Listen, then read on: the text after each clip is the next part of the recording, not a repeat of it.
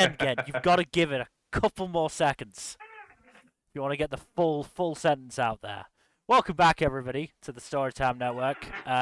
Today is a special Thursday edition of the Paradox Hour because we are here to do a retrospective for the Phoenix Wright Ace Attorney Trilogy. Objection!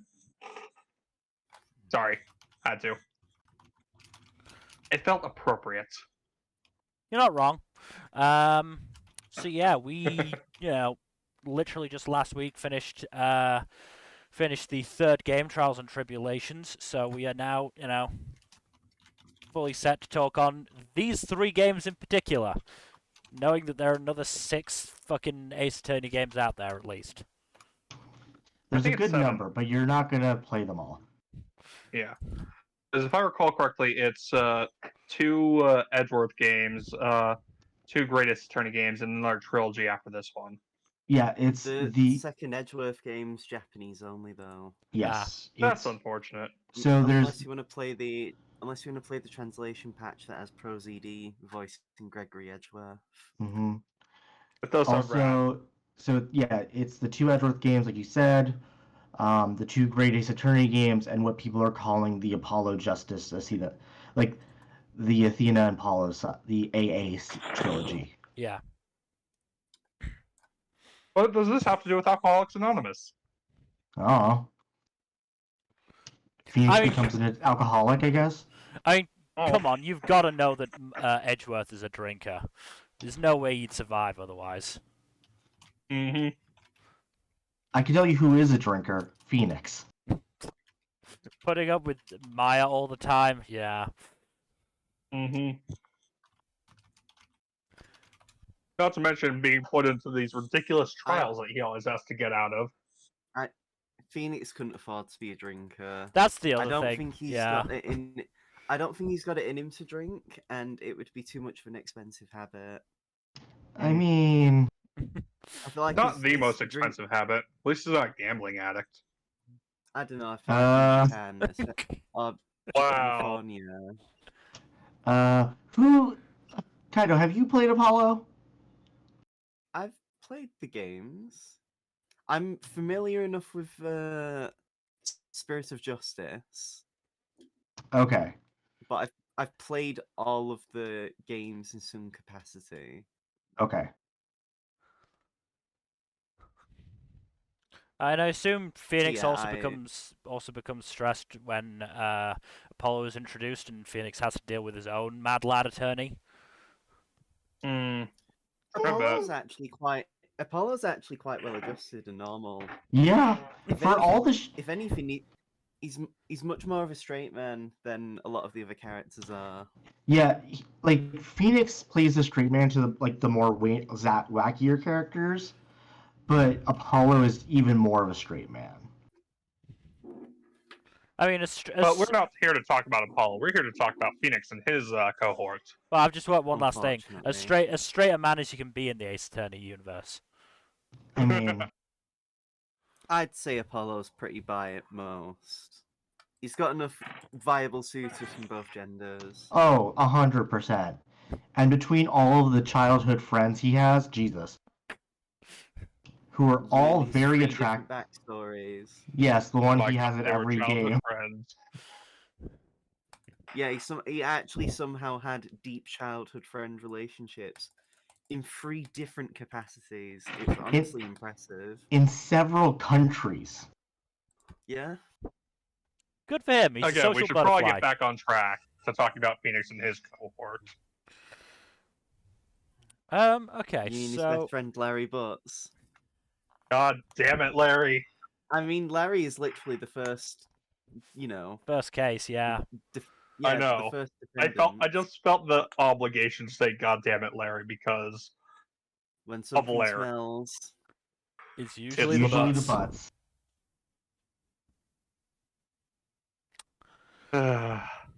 It's a great. I think Larry's the one who's ended up on the witness stand the second most out of any character behind Maya. Yeah, I mean, Larry would probably appear more, but this is like his last game in the main series. Sadly. He does show up in Ace Attorney 1. in Investigations 1. Yeah, and it was awful. That case, Jesus Christ. Because the problem is, like, it's why I really don't like Rise. I'm gonna say this outright. I don't like Rise from the Ashes. Mm, Because Rise from the Ashes really is when the Flanderization was at its peak. Like in the first Ace Attorney, the judge is actually semi-competent, but he gets worse with every game. he really does. It's very And- funny.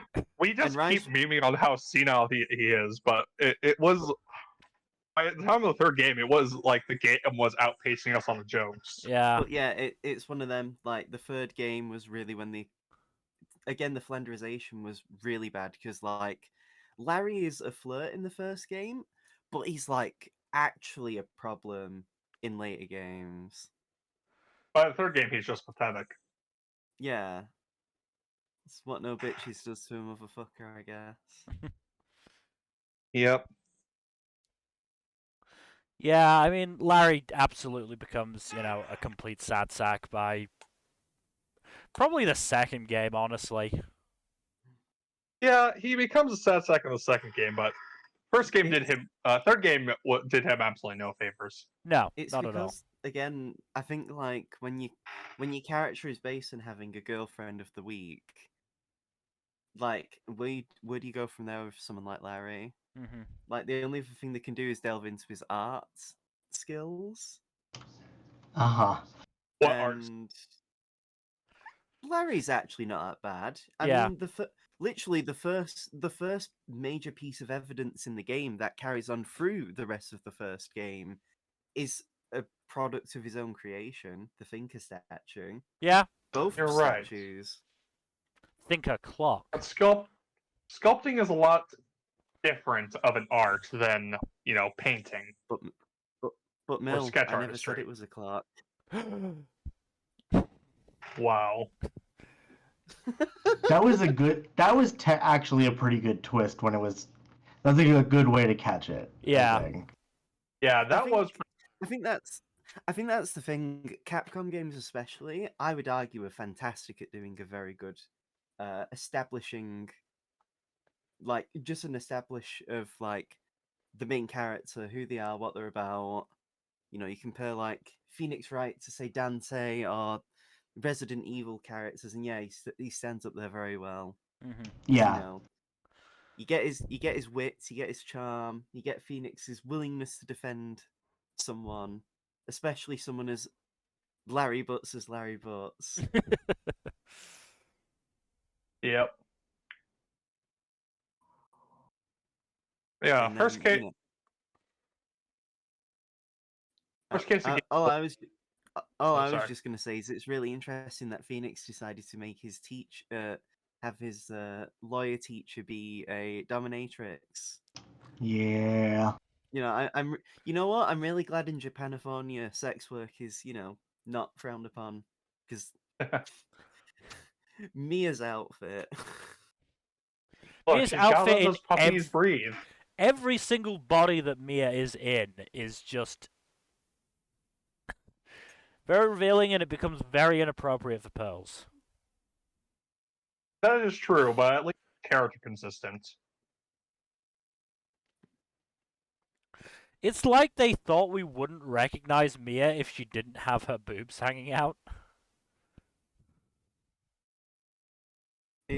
It's really funny. I actually prefer Mia when she's possessing people. I don't like a normal design. Huh.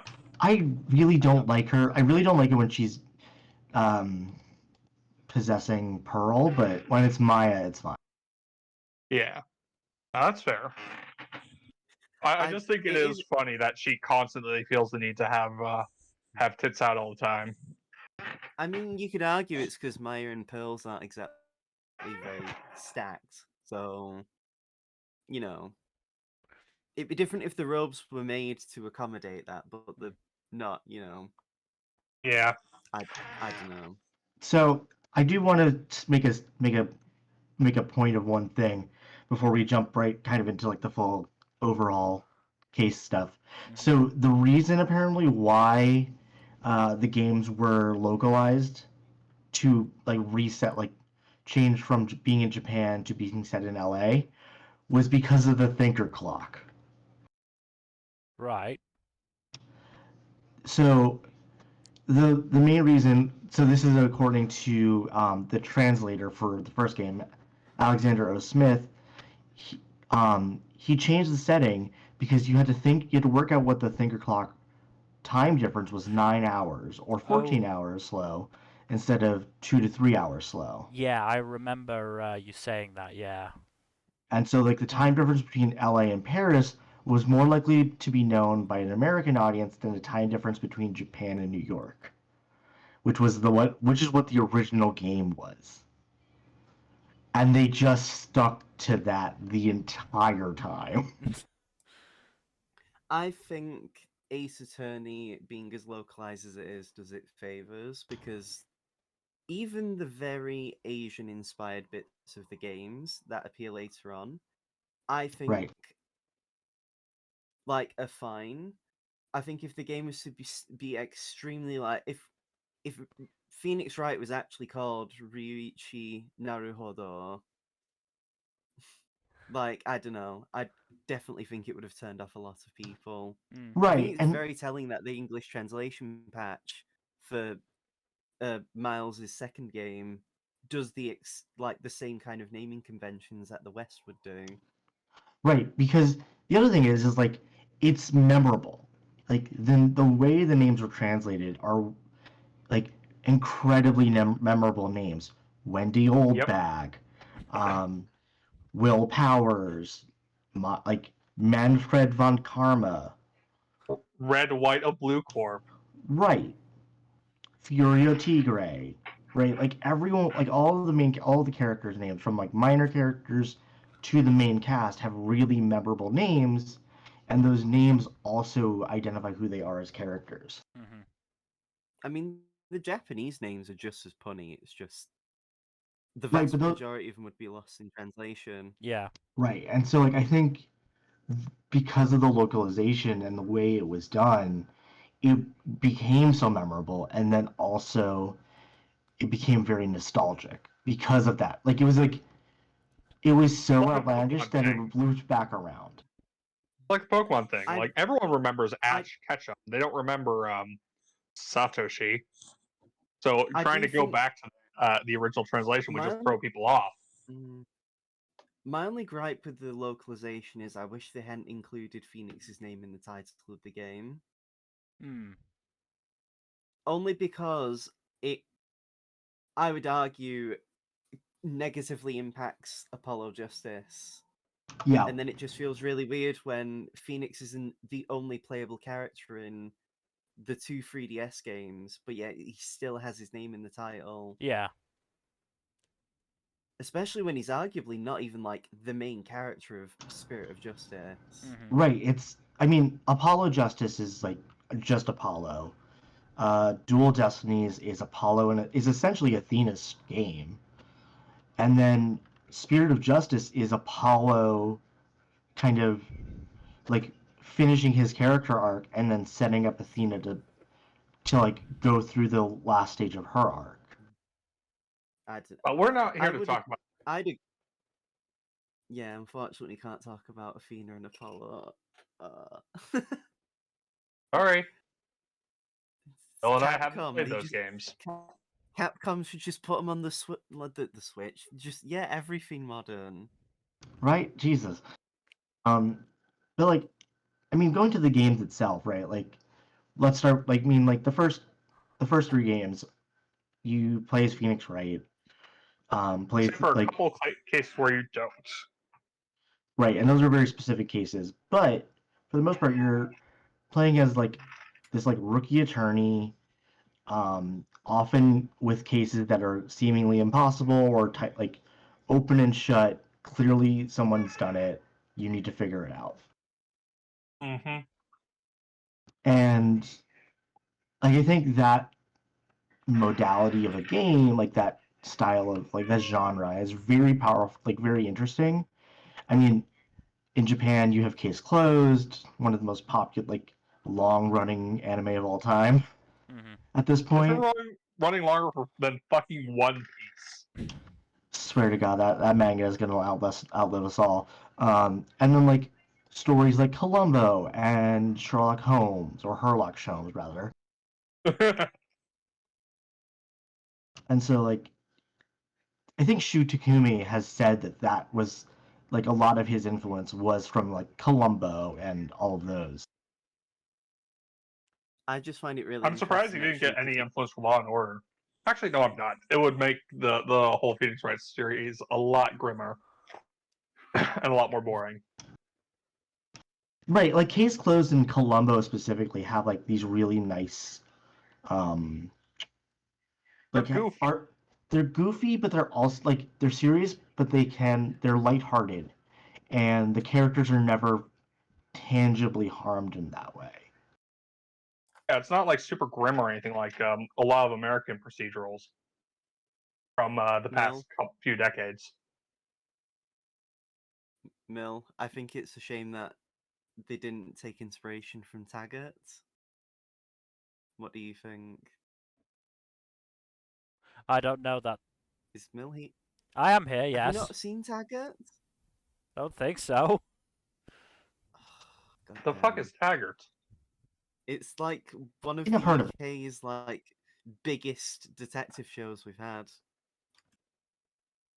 Sorry. Like it's Yeah, I've heard it's of Taggart. I've heard of yeah, Taggart, Dido. it lasted like nearly 3 decades. Damn. Shrug. Anyway, But like you have like the games are all about like on the surface like just text. Like if you just look at the text itself, Yeah. the games are functionally about like, you know, the injustices of like the court system and believing in people even when they're not, like even when the world thinks they're guilty, et cetera, right? Like that's kind of the text. Believe in the me that believes in you, etc., etc. Right. But like I don't know, but like for you guys, like when you take the whole the trilogy as a whole, it's a game about tradition and like legacy. Yeah, Legacy is always a fun theme, honestly. Just like every single one of the main characters is in some way, shape, or form A successor. a successor or one of the old guard who won't let go. Mhm. Hmm. And like every character wrestles with this idea of legacy in some way. Yeah. And the ones who don't are often like either are going to die, like Mia, or are villains, like Manfred. I mean, you say he isn't going to die, but He's on a farm, Jack. We know that. yeah. I think it's canon that he actually got the death penalty anyway. Yeah, he did. I'm trying to remember which characters canonically got the death penalty. I know Dahlia did. And I Dahlia, know Morgan. Um, Frank doesn't. He actually appears in investigations. yep, Frank DeWitt does appear in Investigations too. um Do it. I know what's his face? Red White also doesn't get the death penalty, I don't think. I could be Got wrong. connections to get that. Yeah, it honestly it almost doesn't matter, right? Like the only characters who it would matter for are Gantz, Karma, Morgan, Dahlia, Mhm. and Godot. Basically, characters that have the potential to actually, either show up Be relevant. or have a connection to characters later in the series. Right. Like, I mean, take Engard for instance, right? Engard, it doesn't matter what happens to him after the case. You've destroyed him anyway. Yeah. Yep. What did you pick for him actually? What verdict? Cruel Mercy. Meaning Oh what? yeah. We went with let's get him off the charge so that the assassin hunts him down. Mm, I'm pretty sure that's what we I did, mean, right? Nope. Phoenix did say at the. I mean, Phoenix did say at the start of the case he believed his client was innocent. It's only fair that Phoenix stays consistent. Yeah. I mean, I honestly don't remember what we did with him. And like I said, Thanks it for- almost doesn't matter. Yeah. Yeah, I do remember him freaking the fuck out, which was great. I mean, he freaks out regardless, but Yeah, because I mean, it's more of a matter of like either he knows he's gonna die by assassin, or you've sentenced him to the one thing he never wanted. Yeah. Mm-hmm.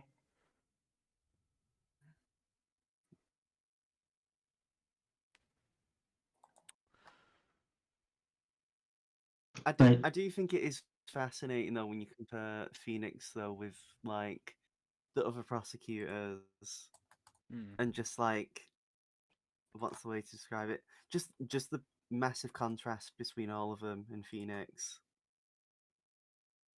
You know, say more. obviously, like you've got your classic Phoenix and Edgeworth, everyone's favorite gay couple. Yep.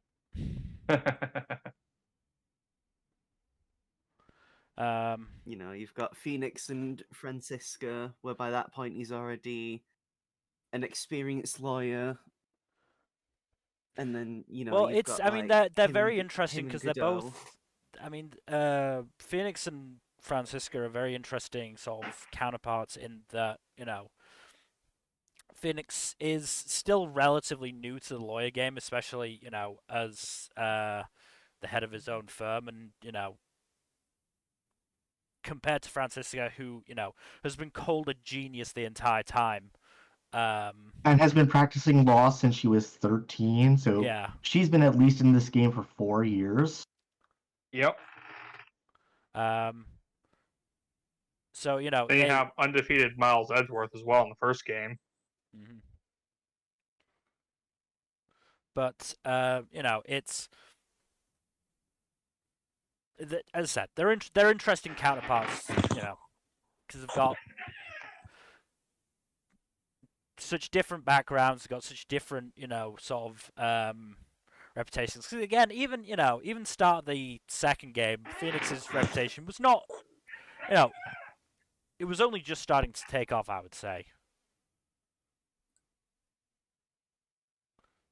I don't know. I feel like Phoenix would have definitely already started getting a name for himself, beating Edgeworth and Von Karma. Uh-huh. Like, I just mean him being Von I just Karma is mean half the reason Francisca comes after him. yeah, but I just mean just beating Edgeworth alone does so much for his name, right. and then Phoenix beats Edgeworth again, and then Phoenix saves Edgeworth by beating Von Karma. Like at that point, he's already done. I mean, to be fair, winning his first case in criminal court in Japan is already a big accomplishment. Right. Mm-hmm. As we know from Judgment. And just Kaisen for that matter.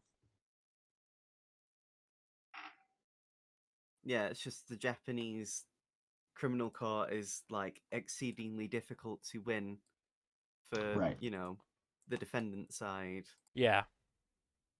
Like it's almost expected that you'll lose. Mm-hmm. Mm-hmm.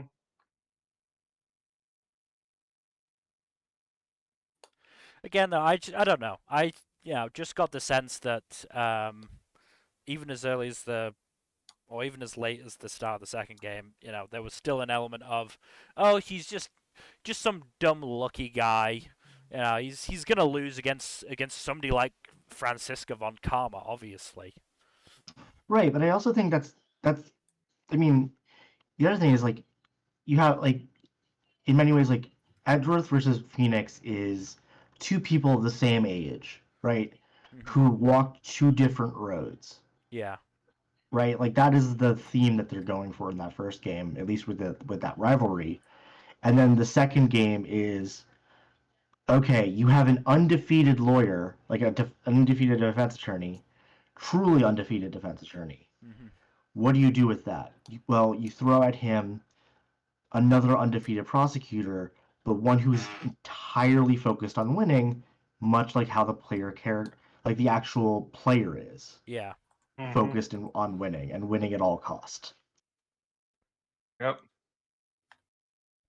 Right? Like, Saint Francisco also saves scums.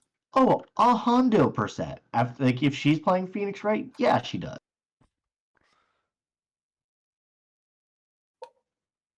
We should also talk about the individual cases for each game because those do each not only follow a theme but also have their own unique, fun little quirks. I Because the first don't know. case is I don't want to talk about Big Top Turnabout if I can. Can we help not? it. Can we not? we can skip big top turnabouts. Yeah. We can skip that one. Yeah. We need. The fun thing is that in time each, to criticize Rise from the Ashes anyway. So you know. but the fun thing is each first case in each game, you don't go up against the main defense attorney of the game. You'll go up against the starter asshole named Winston Payne. I love Winston. He's so dumb. He's such a fucking dumbass. Yeah. To be fair, you know, I don't know. He's meant to be the rookie killer anyway, and that's part of the fun is that he can't seemingly beat these rookies. Yeah. Yeah, no, he's fact- just such a fucking loser. In fact, he gets so trounced so bad that at one point he loses his hair. That was Yeah, great. that's amazing. Hmm. Absolutely love that Twice. scene. And like it's a genetic thing at this point. Yep.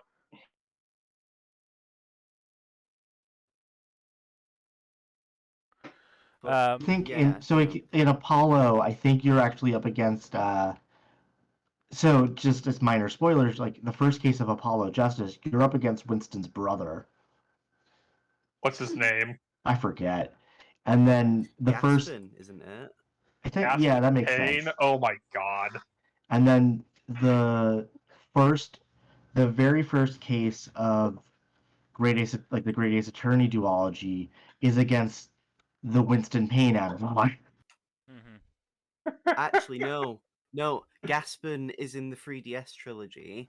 It's actually a much older Winston Payne in Apollo Justice. Like by Apollo Justice, he's actually like visibly balding. Yeah, he has long hair. Like he has Oh long god, hair I've just too. seen a picture of him. Oh god. Yep. He is so proud of that hair. He really is. I love him. I love it for him. So did the hair just basically migrate from the top of his head to the back of his head? It's worse. It kind of just. It's not great. That's part of the fun. You'll have to post a picture so I can see it. But so basically Winston Payne exists as basically like, oh my god. Yeah. Oh my god. Yeah. Yep. That is so much worse. He's meant to be the tutorial.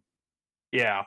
Either to get you introduced to the system overall or just to get you refamiliarized with some elements if you haven't played for a while and whatnot. hmm He also has the second best objection cry. It is so shrill.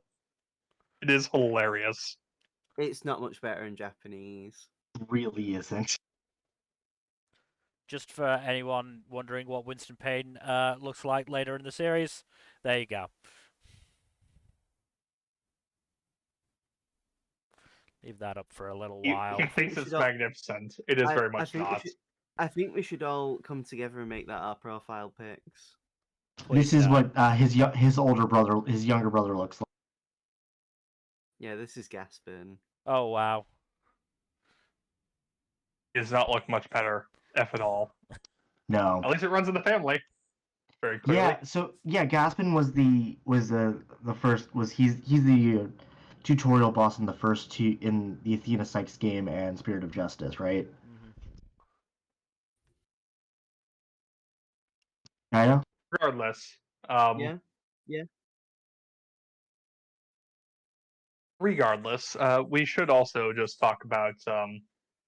Well, we don't have to go into the individual cases, but I do think it would be pertinent to talk about what goes on in each game. So the first game, Phoenix is still a rookie working under Maya, and then in the second case, not Maya, under Mia, And in the second case, Mia He's working dies. under Maya. Things have gone very wrong. Yeah. Yeah. So Mia is murdered in the second case, and her sister Maya is framed for it. This Maya being framed for a crime will be a running theme in these games. So do you know why Mia actually dies? Because there's a reason why. Go on. Why? Basically, when the game is being written, it was basically demanded that Mia and Maya can't both exist. Like, it has to be one or the other. But why though? I believe it was just because of I think it was either a mix of like because bearing in mind these were originally on Game Boys, Mm. so cartridge space was like a thing. It was Yeah. something like that. Mm-hmm. Or I think it was just a case of they didn't want too many characters, and so the idea is that, well, all right then, what if we just kill Mia off and then she can just possess Maya? Because then we're not having Yeah. two different characters roaming around. Yeah, that's a pretty clever solution to a pretty dumb problem. I still can't believe people believe that she was stuffed into the fridge. Yeah, that's really not what happens. She shows up too much to be considered stuffed in it. Yeah, no, she's way too consistently present. I mean, it's in a storytelling sense, it's nice because you've got, it allows you to have the, chirpy presence of Maya, who, sometimes will need things explaining to her. But you also, which lets you show off Phoenix as somewhat competent. But, by allowing her to come back, allowing Mia to come back through Maya, you still have that, reassuring presence of his mentor. Not to mention that wellspring of wisdom to tap into from time to time. Yeah. Right, and like that also like is the, I mean, then and like they take that to the logical extreme in the third game with Godot. Mm. Oh, we were waiting for Godot for quite a while before he Yes, finally we were. showed up. Sorry, had to. I know. I'm here for it.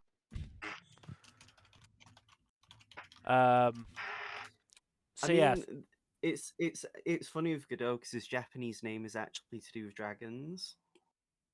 Because Phoenix is a dragon in Japanese. mhm. So he's literally one step above Phoenix. It's basically, Basically. yeah, because I believe the specific color of dragon that he's referenced by is meant to be like one that's quite confrontational. I'll Versus look it up. the more yeah, it's something like that. So his Japanese name is Soryu Kaminogi. Kaminogi translated means Tree Yeah. of God. And his given name, Soryu, contains the kanji for dragon, Ryu. Yeah.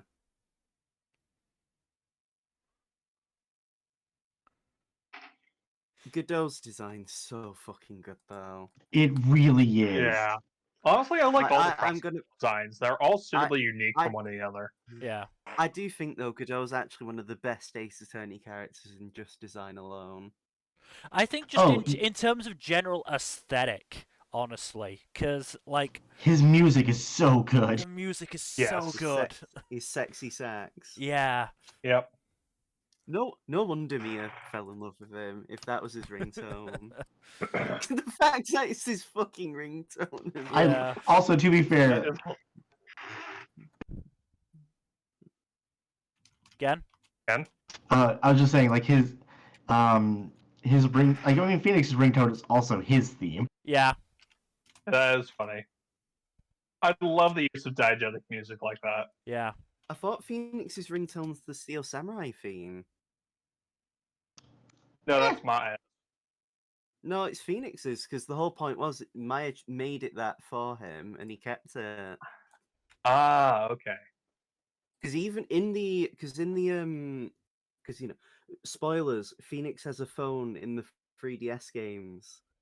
He gets a phone call at one point in one of the cases, and it's the Steel Samurai theme. Even then,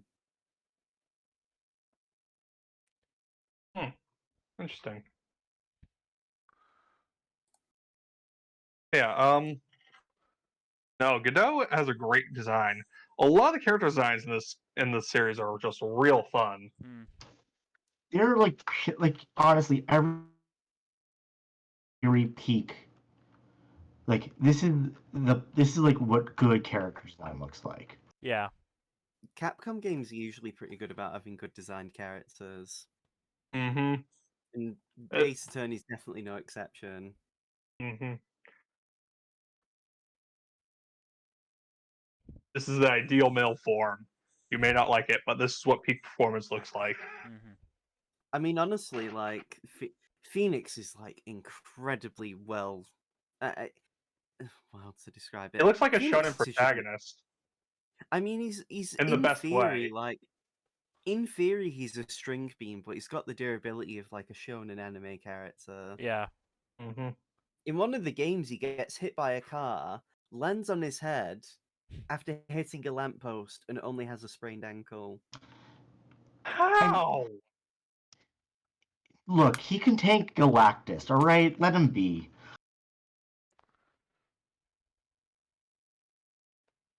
It's still funny how Phoenix is like one of the most fun characters in Marvel vs. Capcom. I He actually kind has he has the second strongest finisher as well. yeah. I kind of am sad he wasn't in the latest Marvel vs. Capcom, but We were supposed That's to get unfortunate. Apollo. really interesting. Yeah. Yeah, but you know, the game didn't do well enough. Oh, that's unfortunate. But anyways, Oh yeah, we're still not even. Cause I was gonna say Jack said we wanted to do it by case, didn't we? We we were could. going to try, but that is easier said than done. It looks like. I mean, turnabout. So first turnabout. Obviously, it's the introductory case. It's it's the introduction to the series as a whole.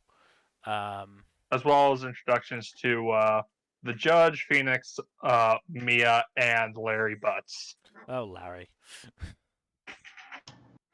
um, it does a good job because there's an interesting twist to it, and It's not hard. It's not too hard that like yeah, an idiot can't get it. Yeah, So it's it's a really perfect good for Phoenix. tutorial case. yeah. What did you say, Kato? It's perfect for Phoenix then. Exactly. So second case, Turnabout Sisters. It's a big thing to kill off Phoenix's mentor. Literally second case in.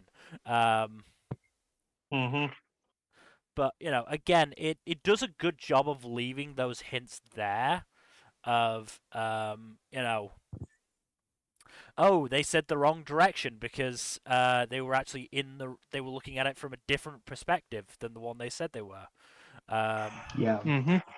There's also the introduction of Edgeworth. Yep. And oh boy, what an introduction it is. Also, I mean, Gumshoe. Edgeworth gets such a good. Sorry, you were saying Kaido? I didn't speak. Oh, sorry. Who? I mean, I was I just thought saying it's also Gumshoe's debut. Yes. Right. Oh, Gumshoe. Gumshoe is actually like the actual Columbo at like Columbo analog in this game. Mm-hmm. We can tell. We love Mr. Detective in this house. We do love a good himbo detective, even if he's not a particularly good detective. Mm-hmm. He's our He's our himbo detective. I think the thing is with Gumshoe and also Larry, when you really need them, they actually do come in very clutch. Yeah. Because Larry saved Edgeworth. Larry saves Edgeworth in Case 4, and then also he's the reason why Phoenix has a chance in Case 5 of Game 3. Yeah, like as much as people shit on Larry, he is actually like very pivotal when the game needs him to be. Mm-hmm. Problem is, the game doesn't need him to be a lot of the time. And to be fair, Gumshoe is mega clutch in a lot of cases as well. Yes. Oh, Gumshoe is a lot more consistently reliable than Larry, I think, but he is think still I'll- also a butt monkey, unfortunately. But when he does pull through, he pulls through really well. Yeah. Yeah, that's Turnabout Sisters. That also has the first instance of a no, not the first instance, because Mr. Saw It claims he saw a crime instead of committing a crime in the first case. Hmm. It's definitely the first case of Deus Ex Machina. How so? Because if Mia literally didn't tell Phoenix to flip the fucking receipt over, Oh my god, that was so frustrating. it's stupid as well because the game already establishes it was a receipt. Yeah. Yeah, So it's like the game basically makes Phoenix forget just to facilitate that moment Hmm. when they could have just had Phoenix be like, "Wait, why is the text on the other side?" And Yeah. Chotomate. we didn't need Mia clunkily telling us that to flip the fucking paper over. Mm-hmm. I Yeah, I think it would have been fine if Mia had just shown up to give moral support, but actually having her hand Phoenix the answer was too much, and I think they did improve did feel a that bit as cheap. I think they did improve that as just the game in general went on, not just the series. Mm-hmm. Yeah, but Case 2 has doesn't start the trend, but it enforces the trend of villains with really goofy names that are often puns. We never learn the judge's name. No. We never No, learn we it. don't. I like to He's think literally just Judge. I like to think Judge is actually part of his full name. I don't know. I mean, we think he's related to Snap, Crackle, and Pop, but that's just us. I mean, he's apparently got a Canadian brother, which is interesting. It Yeah. raises more questions than it answers, but it is hilarious. I guess the judge is from Quebec because they like trying to pretend they're not part of Canada. Mm. But yeah, what do you call it? Anyways, case 2 basically ends with slight Deus Ex Machina, but Red White of Blue Corp gets put away, And and to be, Miles. it's kind of funny how that case is actually one of the single most important cases in the franchise. Yeah, it's like weirdly Yeah. important. Because Yeah, it also introduces us it's- to Misty Faye and that it's whole more case. relevant in this. It's more relevant in the sequel than its actual game it's in. Yeah. Yeah. I mean, it's also the first mention of the DL6 incident. Yeah. Which becomes important later in this game. Hmm. But yeah, after this case is the decidedly more goofy Turnabout Samurai. Oh, They boy. needed to fill a case by Yeah. that point. They really did, Yeah. because like you can't jump from like a really plot-heavy case into To another not. really plot heavy. Yeah. You gotta let the audience breathe a little bit.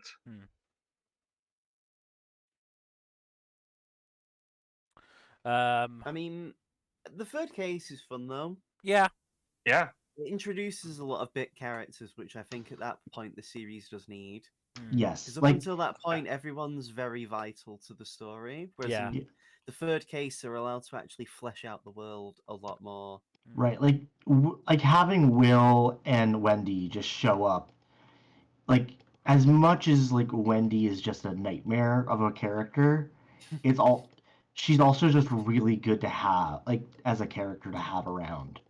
Yeah, because at that point, Larry Butts wasn't the awful, horrible person who gets in your way. Also, it's like we have the second game, right? The second case where Edgeworth isn't entirely on his game, with only like a really weirdly ostentatious witness causing him a little bit of grief. Like having Wendy be the primary witness in the third case Yeah. really is good because it starts to chip away at it the myth that is humanizes him. Edward. Yeah, it humanizes It humanizes him. Yeah, Quite a from bit. from this,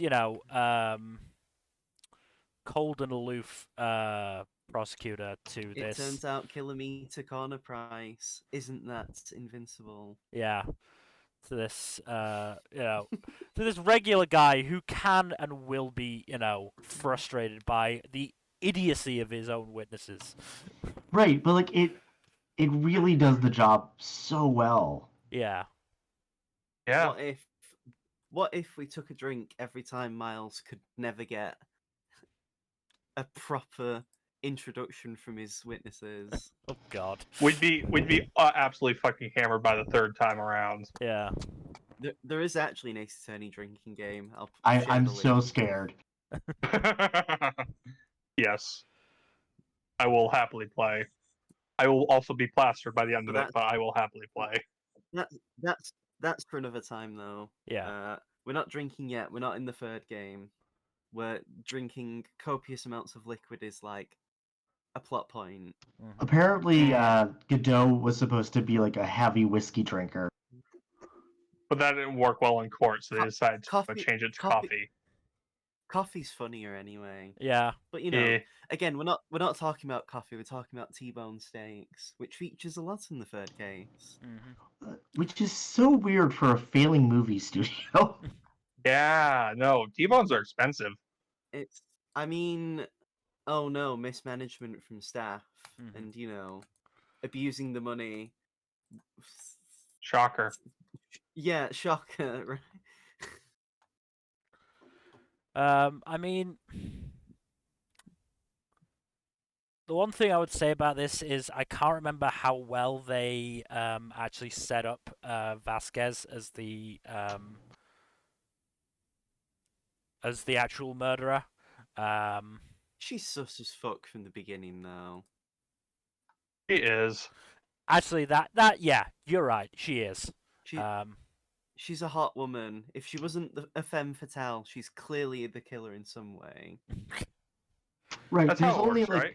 because I mean, like, who are the only other suspects in that case? Right. It's Salmonella. Salmonella, and Wendy. Salmonella has just killed a lot of people. I'll have you know. Salmonella is a pretty nasty disease. Yeah, and he's also a fucking creep. Yeah. Oh yeah, no, he is. Starting the Ace Attorney tradition of unnecessary perverts and Man, his name in weirdos. Japanese is literally annoying otaku. Perfect. Yep. That is a perfect description. Yeah. The average Ace Attorney fan in a character. I can't believe they achieved it. And he keeps showing up in big places.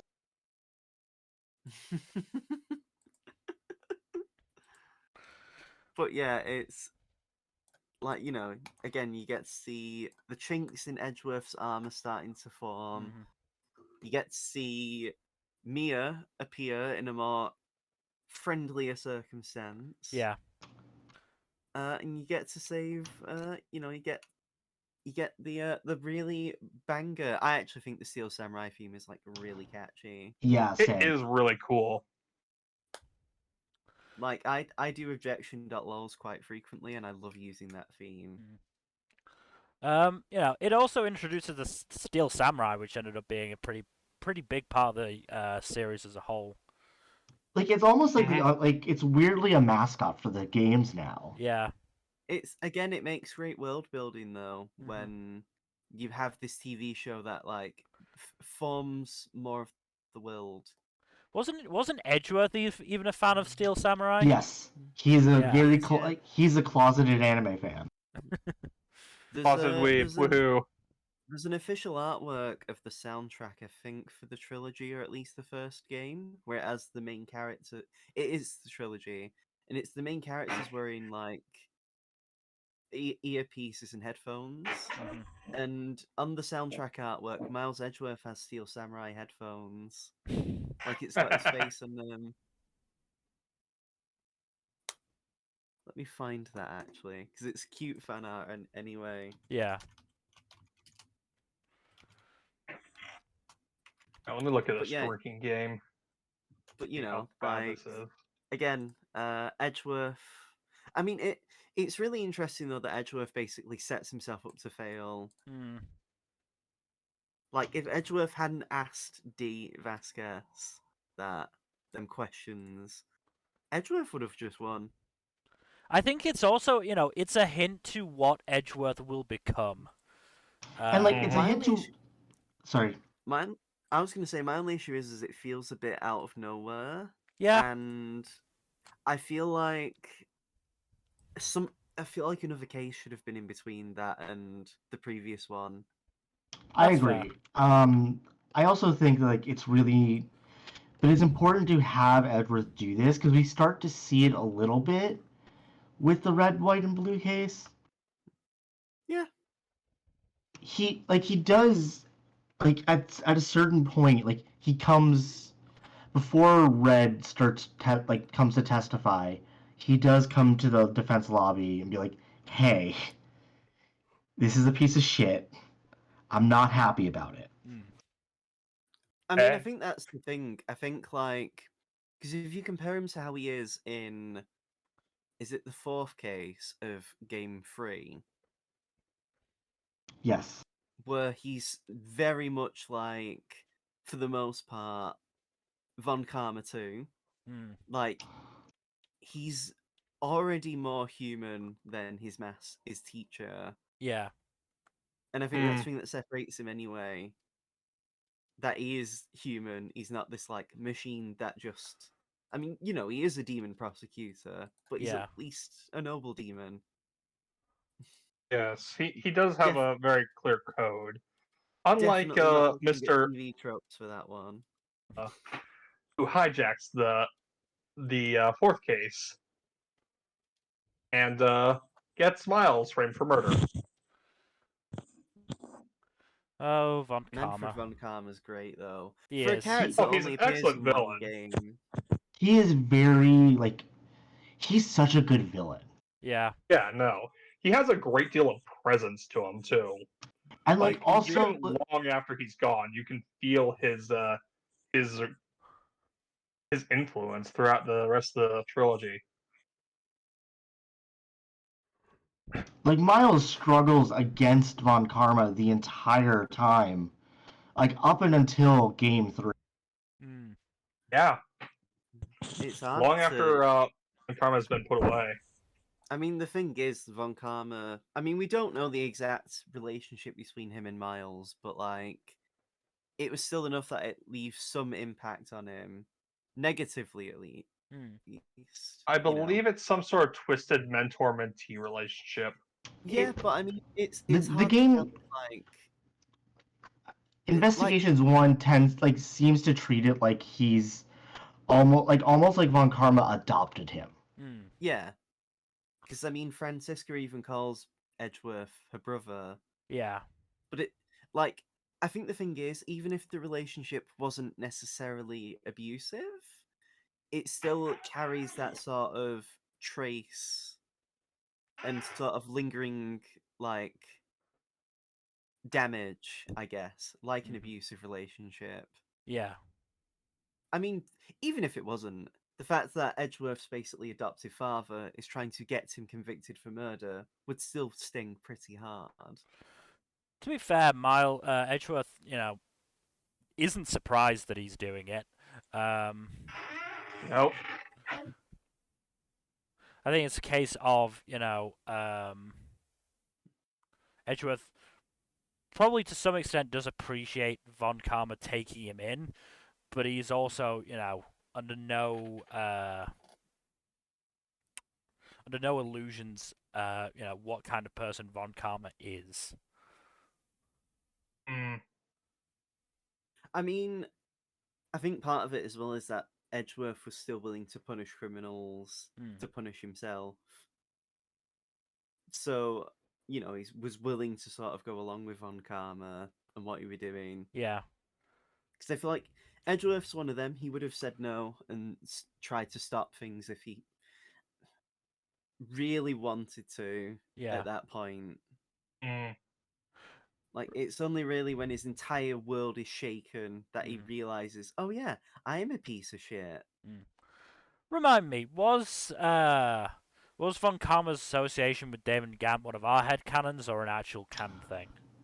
It's a little bit of both. Like he does, like Gant does mention Von Karma as a good friend, Right. and then we just kind of ran with it. Okay. Again, I mean, cops and prosecutors are in Japan, especially, are quite buddy anyway. And right, and like we already kind of get that with the way Gumshoe and Edwards are kind of tied at the hip. Yeah. Gent probably liked Von Karma because it meant Gent could get away with his shit. Because Von Karma was so, what's the word? Corrupt. No, I was gonna say efficient and brutal. Like Yeah, Gent corrupt. Gent would probably never even really need to try to like hide some of the shit he probably got away with whenever he was working with Karma. Mm-hmm. And I think like there's a little bit of like, and like I know you this case, but like there's also a level of like, I don't completely dislike it. like like Von Karma, like not Von Karma, but like the way Gant interacts with Lana Sky, is more reminiscent of like, it's what if it was like what if Mia was Edgeworth. Yeah. I mean, there's also just like the interactions between Gant and Lana Sky are also just very creepy. It's essentially it is Wanna just go what for a if swim?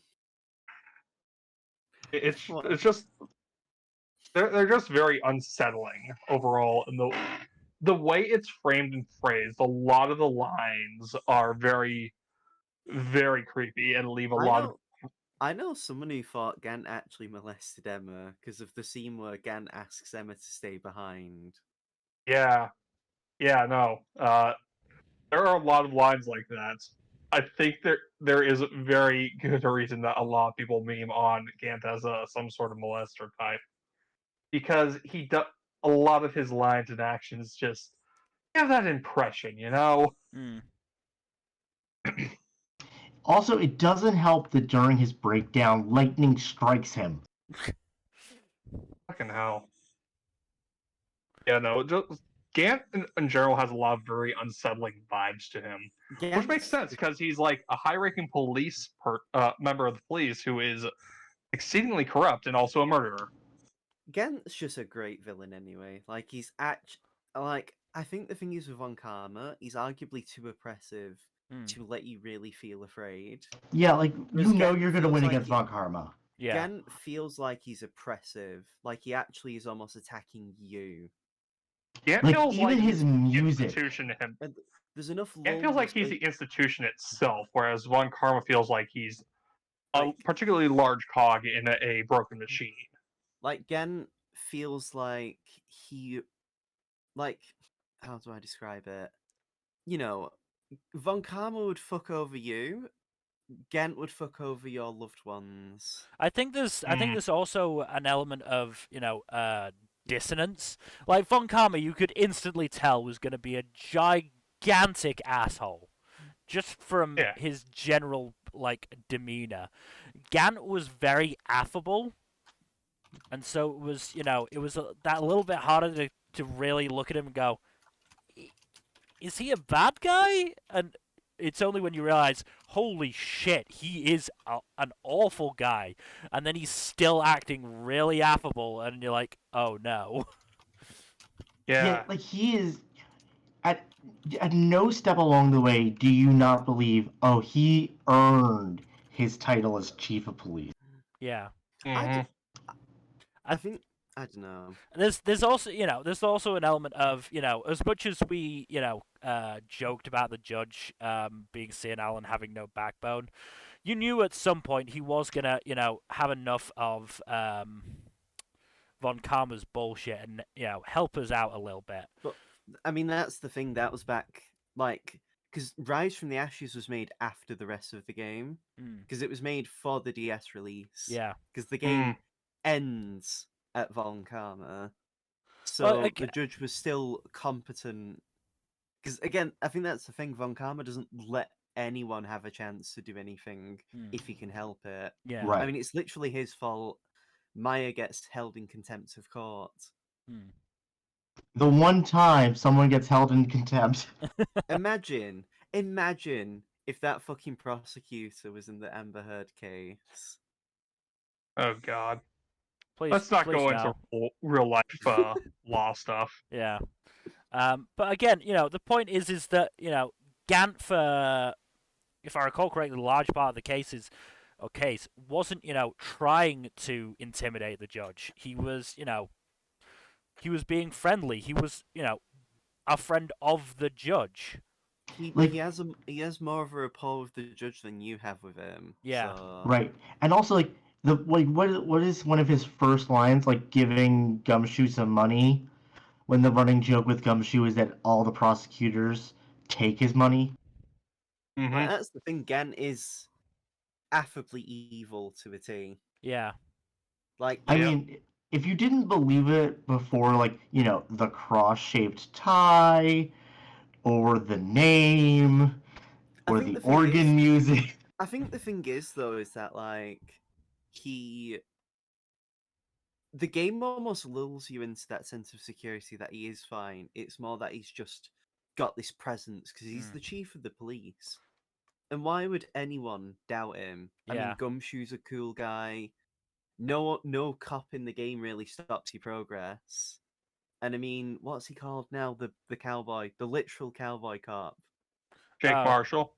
Like, he's a cool dude as well. So why would you believe that Gant is like horrible Hmm. until the game The starts other giving shoe evidence? drops.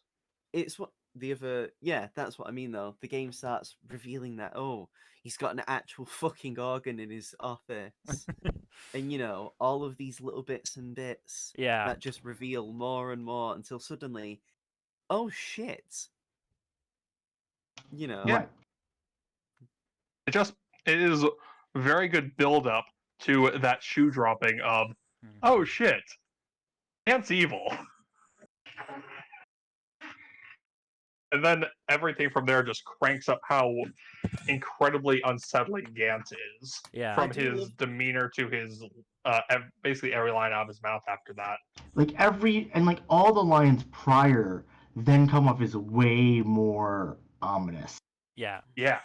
And insidious. Mm-hmm. I mean, at that point, the case stops becoming saving Lana, Mhm. and at that point, you're more just struggling to like beat Gant. Yeah.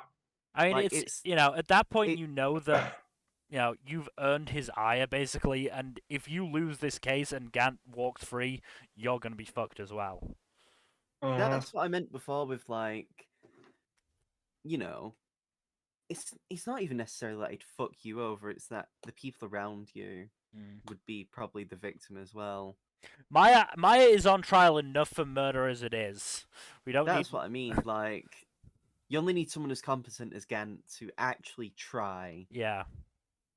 Mm-hmm. Gant could basically just give the win condition to a prosecutor. Hmm.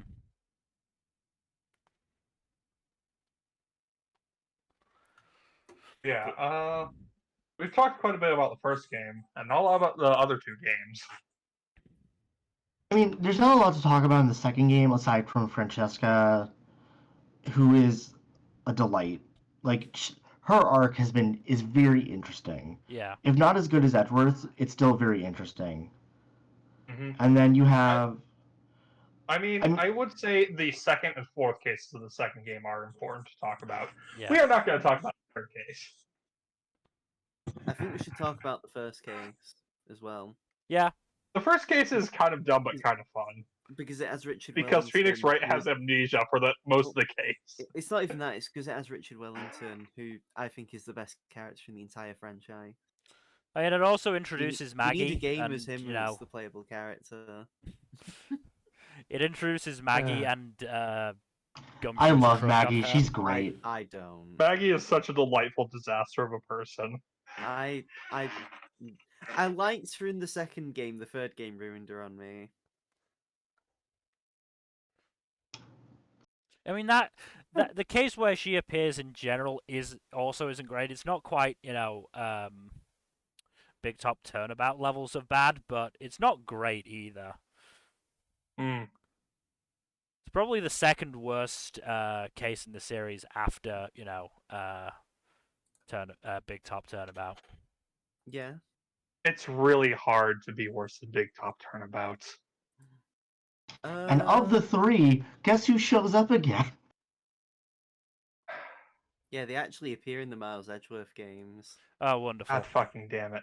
You get to enjoy Mo and Oh God, what's her name? Regina Berry. Regina. Yeah.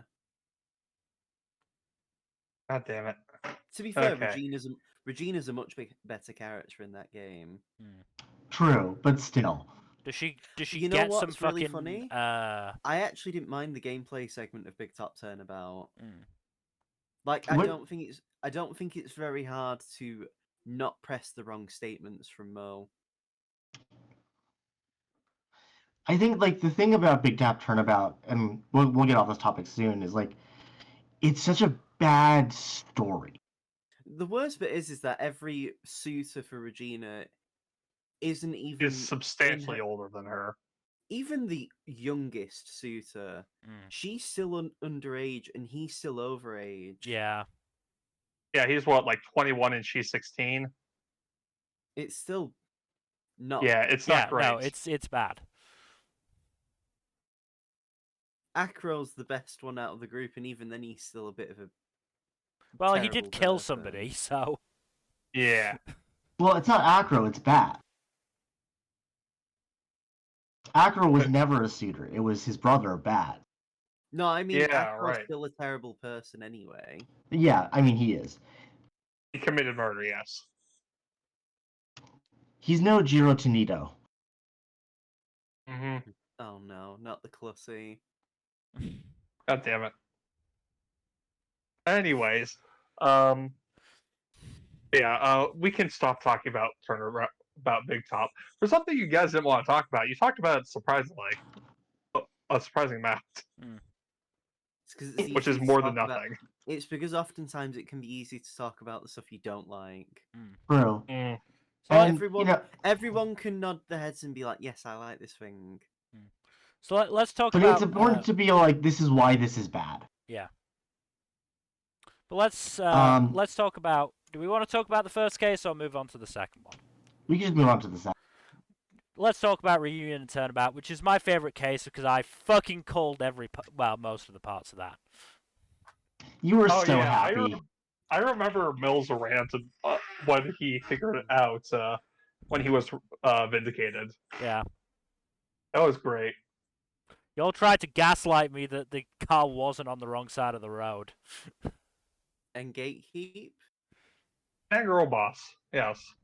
I mean, Francisca is in that case, so. That is her introductory case, yes. But I believe this is also the case we get introduced to Pearl. Yes. Yeah, and It Morgan. is. And just Yep. the Fae Clan, as a general, or the As a wider, general concept. wider Fae Clan. Well, It's not the first time we're introduced to the Fae Clan overall, but first time we actually get to see it properly. Mm-hmm. So we knew the We Fae do Clan was a also- thing from case 2 of game 1, but we hadn't actually, first time we get to see also get Corain. introduced to a new gameplay element as well. Yeah, the Cyclox or Psylocks or whatever they're called. Or Psycholox, as Edgeworth calls them. Yeah, I really like, because the nice thing about like the second case is it really feels like the creators were like, okay, we're gonna set up a long. Yep. Because like you get the sense that like Morgan's big plan is gonna come to fruition in case 4, much like how the game 1 like story of like the DL6 case comes to fruition in case 4. But they do a good bait and switch there. Yeah. Mm-hmm. Yeah, Morgan's plan doesn't come to fruition until the last case of game 3. By which point we've sort of forgotten about her as a, antagonist. I mean, that's kind of why the plan works so well. Yeah. People would have forgotten about her. Right, and like you're not thinking of Morgan when you meet Dahlia. Yeah. Again, Dahlia is very much set up as the, big bad of Game 3. And then you suddenly realize in that final case, holy shit, she's actually working together with somebody. Mm-hmm.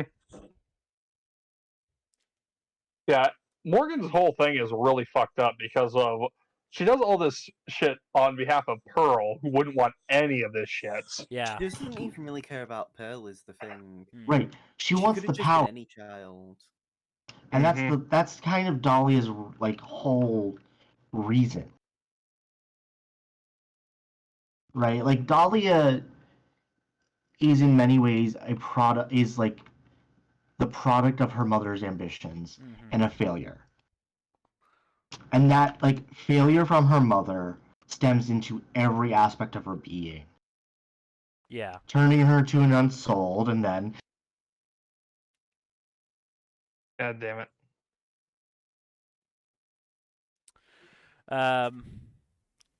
But yeah, no, it's definitely a good case. I really enjoyed that case. Not just again because I figured it out, but I liked that there were so many hints left there, and I think the hints that were there, that did get left Also, were good. Innie Miney, it's kind of bad though. There you go. Quite cute. Her design is pretty rad. she's okay. Only okay. Alright then, again. I see. Look, you know what I'm about. Yes, we do. Anyways, last case of a game 2 is really good. Yeah, it's kind of crazy that there was only 3 cases in Ace Attorney 2. Yeah, it's weird. Yeah, it's wild. The like case like this case like so Farewell My Turnabout. Is it Farewell My Turnabout? Farewell, Yes. farewell, my turnabout. Yeah. Farewell My Turnabout is there are a few like I've said this before like on the pot like when we were playing that case and like beforehand, but it is one of the few cases or few games where I actually felt tension. Yeah, because part of the reason for that is because the tension isn't set up in whether or not Phoenix can win. He can. It's the question of will he win because of the situation he's in. I think Farewell My Turnabout, though, should have had the gameplay element where you can just punch characters and skip the dialogue. Because, oh my god, I would punch Lotta Hart every time she's on screen. Lotta Hart is the worst. Lotta Hart She's not great. Lotta Hart is actually a terrible person. Like, we shit on Larry because he's, like, a creep. But at least, like, he's not Director Hoti, for one. Oh god, Director Hoti, yeah. And yeah, like at least Larry comes in with the clutch saves now and then. Lotta's just a terrible person.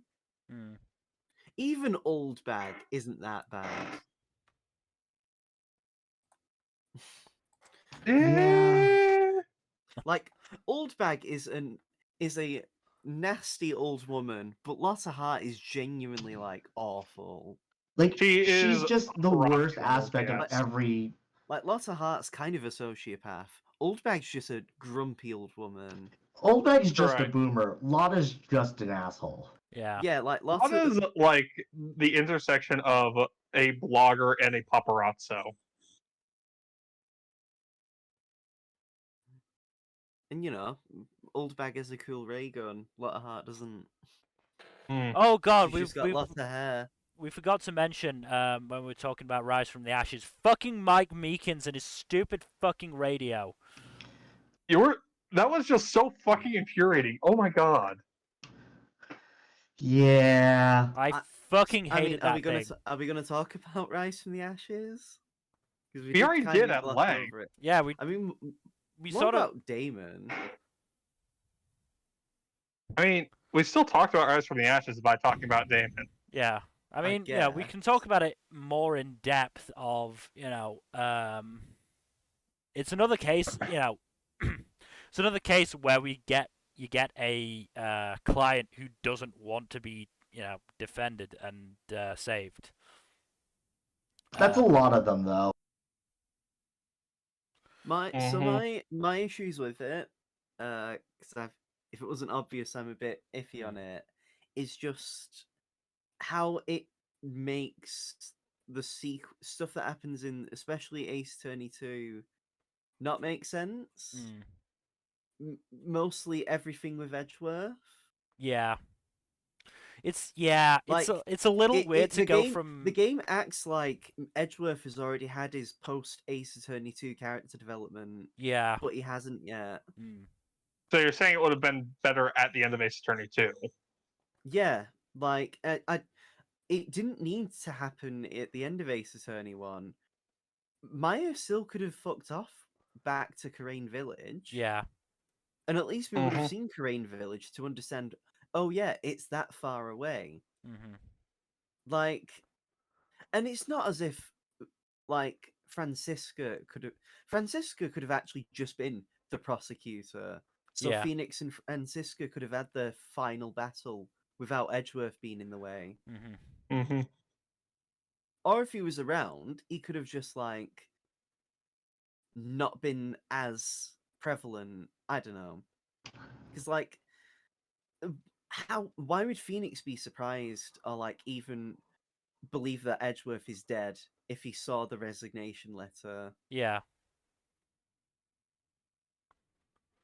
And again, the judge acts like his Ace Attorney for himself, for he's like a bumbling moron. Up until the very end, though, because the judge does have his moments of clarity. But you know what? It's fine. He takes a smart pill. I can understand, from a character sense, the disappointment of about the flanderization of the judge, of Gumshoe, and other characters. I can't deny that it made for some very funny content, though. It was good. Also, like the animation, it's also a good mystery. Is the other thing. Also, you know why Rise from the Ashes is the worst case in Ace Attorney 1? The jar. Yeah. Yes. The yes. Jar.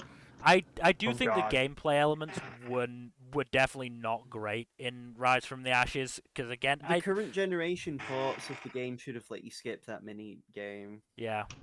The thing if that you spent more than 15 minutes, I'm sorry. Yeah, I mean, so the urn wasn't what got me when I played Rise from the Ashes on the DS the first time. What got me was the fucking video. Oh really? God. I actually got the video really quickly. I struggled with the video. The video's not great. The problem is there's too many really specific context-sensitive moments. Yeah. It just shows up too often.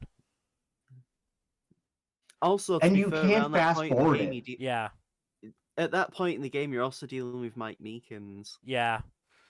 Mike Meekins is literally the only time I actually muted my PC when I was playing it. So did we. I turned off the sound for the game because it was just so fucking annoying.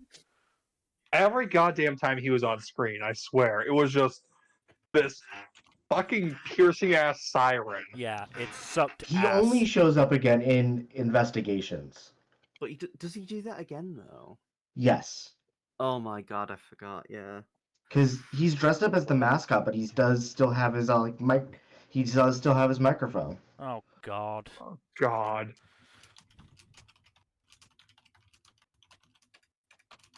But yeah, it's like there are bits of Rise from the Ashes that are great. The music, especially that they add, is really good. Yeah, the music does. And also the opening cinematic is so good. I forgot. I hate Angel Star as well. Yeah, she's not great. She's a terrible. She's not lots of heart levels of terrible, but she's still like a massive hypocrite, and I don't like hypocrites. Trying to remember. Yeah, but I think the thing is like the three of them, right? Like the three detectives that we were introduced to in this game, in that case, right? Like Goodman, Marshall, and Starr. Like Goodman is like the good detective. He's a good man. Like that's his whole bit. What? That's what his name means? Right, yeah. No shit. Right. But like I thought you'd actually discovered something big. No, I'm Like, but like Mill, I'm British. the three of them are like the aspects of the cop, right? Like Marshall is the cowboy cop, obviously. Um, Goodman is the Way too. good he's the good person, and then Star is like she is the every like vindictive cop you've ever met. I was, I don't think she's even a cop at that. I was gonna make a joke, but I won't. But like her whole thing is interrogation. yeah. Like that's her whole bit. I mean, if she was a bit less rude and hypocritical, I wouldn't mind being interrogated by her, if you know what I mean. Right, but like the She's point is kind of like bad, though.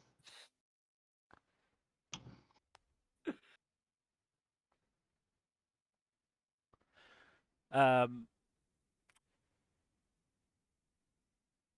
but yeah, I think the gameplay aspects, the investigation gameplay aspects were probably the worst part of Rise from the Ashes for me. Because they, I think the 'cause- general story is really good. yeah, And it's I intriguing, I just do like- like it. I do like it, and I do like Emma, however you fucking pronounce it. Emma. Are you sure it's Emma? Yes. Why would it not wouldn't it? be? I don't know. Because there's a character in another series who has that name, and I'm not calling him Emma. Gender I would blending call him names. AIM. It's his last name, okay?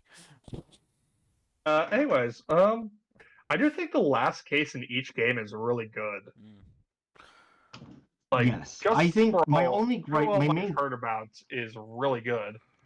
Which one? Especially because Farewell My Turnabout Hmm. is really good because despite it being another case where Maya gets framed for murder, or rather Maya's in danger, Matt Engard is such a fantastic villain for the case because you are basically blackmailed into protecting his ass. I think as well it gets to the point where Phoenix kind of unknowingly becomes the very thing he hated about Edgeworth. Well, Yeah. he wanted that verdict, no matter the cost. Yeah. Yep. But I think that's. I mean, like you're also contrasting with like what with Franny at this point too, right? Like, this is the type of thing that Francesca would do, Yeah. right? Like that's the game is really trying to hammer home like, oh, this is what it would look like if you were Mark Hammond from the victim from Case 4 Game 1, or Mhm. Francesca or Manfred.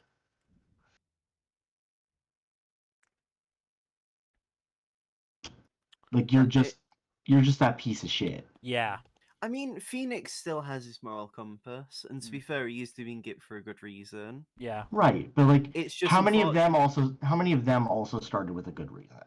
Is the Yeah. other thing. I mean, that's the thing. It was definitely the slippery slope that Phoenix was starting to fall down. And, then, of course, Miles Edgeworth with his fantastic theme came in. Right, like, I mean, like, it gets to the point, right? Like, if you don't win, right? If you don't win the case, it's like the miracle never came. Yep. There was no miracle on that Christmas type The thing. miracle never happened. Oh yeah, that's a meme, by the way, Jack and Mill. The miracle never happened. Basically, if you fucked up and didn't use the last piece of evidence correctly, Yeah.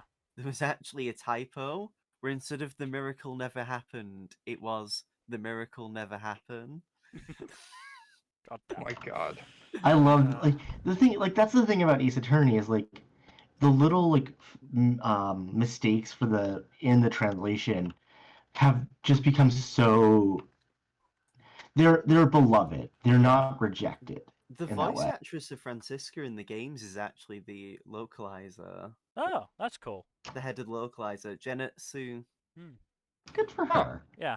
Good But for her, yeah. they And, also, Shu Takumi, the creator of the game, is actually Phoenix's Japanese voice. Yeah. Also, Missile is his dog. Ah. Yeah. But yeah, I mean the typos do add to the game's character, but they also can create some funny situations. Like when we thought that Gumshoe, there was an R missing from bought a knife during Farewell My Turnabout, because no way Gumshoe would be dumb enough to think that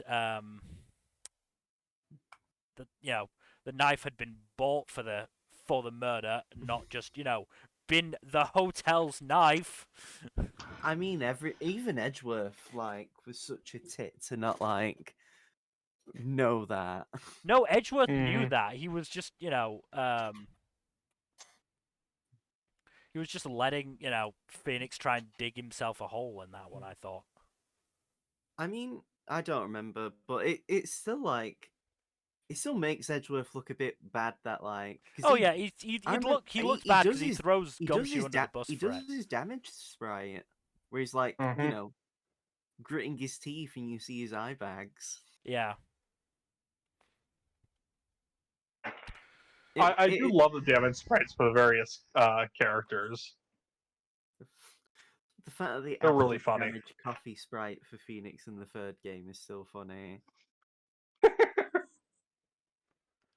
There should have been a sprite where Phoenix captures one of Godot's mugs and takes a sip from it. Yeah. I mean, that's the end of the game. Basically, yeah. That's still such a weird moment, though. Literally having coffee with the murderer sat across from you. Yeah. What the fuck, Diego? What the fuck? Go, Fucking Diego, dumbass. go. Diego, no. I do like that actually, Diego Armando. His name makes Godot. Yeah. Yeah. Mhm.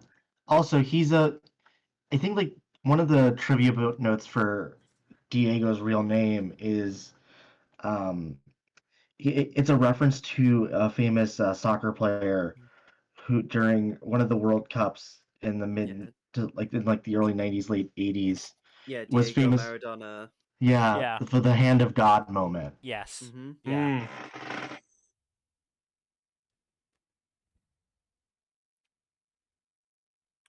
Mm. Um.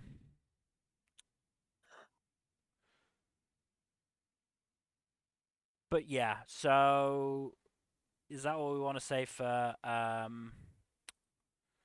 Farewell My Turnabout? I think that's the thing. The second game's always the one that everyone's like, yeah, it's a good game, but the last case is fantastic. Yeah. Mhm. Yeah. I mean, I mean, the last game is the last case is just so because it really defines Phoenix as what his philosophy is, in absentia of Edgeworth. Yeah. Yeah. It's also nice to get the return of Will Powers in there as well. Will Powers coming back was nice. Yeah. Yeah. And him Gumshoe was the not being the MVP of that murderer. case. Yeah. It was. Him not being a murder suspect. Yeah, that was also nice. Yeah. And Just a shame we that- also get introduced to Adrian Andrews, who is so she is such an interesting witness. Yeah, she's a fun witness. I mean, we got Shelley the Killer as well, who was Yeah. I very love Shelley. interesting. Yeah, Shelley's the so Killer, fun. absolutely fantastic character. Fun fact: Shelley isn't actually closing his eyes; he's squinting. So he's Real? actually he's sporting a permanent glare, basically. Mm. If you actually look very close at his sprite, he's actually his eyes aren't shut. Which suddenly takes his character in a really different spin when you know that. Yeah, it does actually. Yeah. It also continues Phoenix's continued tradition of interrogating a very weird subject. Yeah. Yep. I can't believe Phoenix went from interrogating a parrot in the first game to interrogating a walkie-talkie. We didn't talk And about then the to a fucking ghost. parrot. We didn't talk about the fucking parrot. Oh my god. The fact that I was forgot so about- happy that I did not spoil that. the fact that you got to interrogate the fucking parrot is so hilarious. And even more think hilarious it- is the fact that Von Karma went to the lengths of retraining the fucking parrot. That's the thing. It wouldn't have been This as is game funny. 1, by the way. Yeah. Phoenix asking for the parrot to be interrogated wouldn't have been as funny if Von Karma didn't actually like Prepare say, for it. Yeah. Yeah. It doesn't work if it's not like to that extreme insanity. And it, especially because it comes at a point in the case of, Phoenix is really struggling to find evidence and find people to testify. It's like, The kangaroo. call the kangaroo parrot. court. Like, it would have been The a moment kang- of awesome if the parrot had worked, but because it didn't work, it was like, oh, come on! How prepared can this dickhead be? Yeah. Oh my god, yeah, and like the fact that you're interrogating, like then you like in the second game, it's the walkie-talkie, Yeah. and God, and I like think- he's in the middle of a firefight apparently the entire time. I think some of that's underrated as well about Phoenix talking to Polly the parrot. Hmm. Von Karma retrained the parrot. Yeah. I Just just want to imagining- imagine Von Karma yeah. feeding this little parrot crackers with his You like will not deep say demonic this. voice. You will not Just like, say this. Do not talk about DL6. Back DL6. About the L6. Quack! Damn it, I Bashes his have head to start against the again. wall. And like also like I don't know, like there's just something about the way like in that moment you're like, oh god, this is why he's Edward's mentor. Yeah. Shit. Mhm. I just find it funny that both the Von Karmas have had a bullet in the shoulder as well. Yeah. The right shoulder. The only way it could have completed the scene is if Francisca was like in a lift or outside a lift. You never Yeah. know, honestly. You can't say it's not going to happen at some point. Foolish fool, Edgeworth, my brother.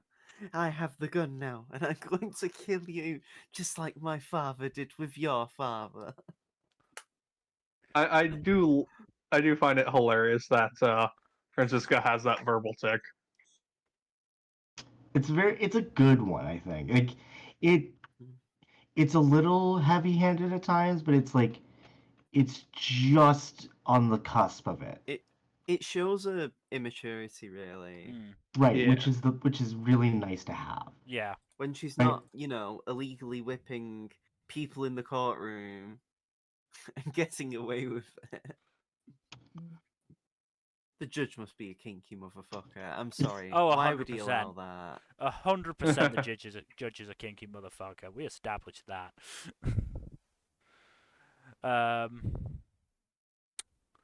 But yeah, it's, Fairmont White Turnabout is definitely a good case, but we should probably move on to the final game, Trials and Tribulations. I think this game more than the others really felt like it was building to something. Yeah, like this is the game Yep. where they definitely had an arc in mind and wanted to bring things to a close. Yeah. Yep.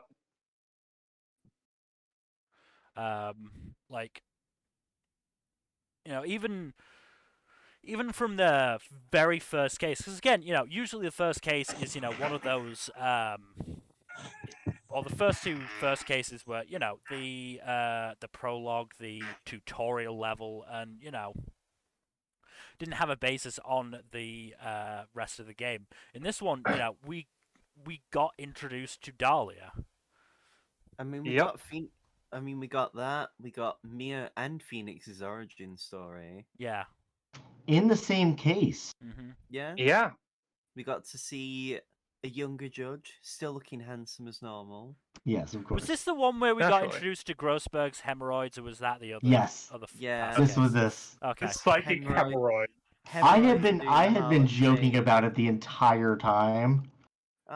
We didn't believe you. It's not that we Sense of didn't believe lemon. you. It's just that we thought, okay, this is a funny joke. We can see it happening with Grossberg of all people, but yeah. Again, it's a case of taking the game, or the game taking what should be a ridiculous headcanon and then just making it fully canon. Yeah.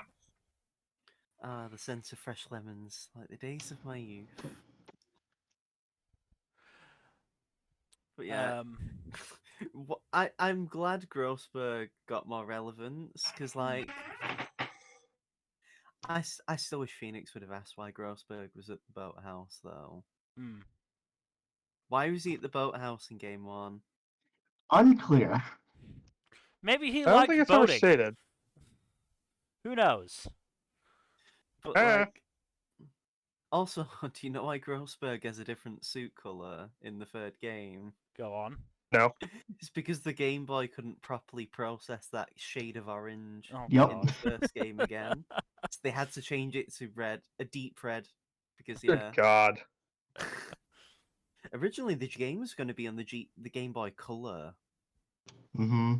but they saw Pokemon, I think it was, and was like, we want some of that.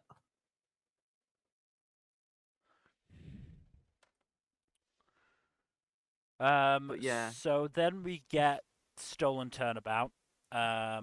Which is the first case in the entire fucking series where the primary crime to start with is not murder. But, It becomes a murder case, but it doesn't start as a murder case. I think Yeah, that's that's the I thing, think that Jack, is a it's always really interesting. murder. I think that is a really interesting twist, though. down the Yes. entire bottle when you get to an Ace Attorney case, and it's not murder from beginning to end. Oh God.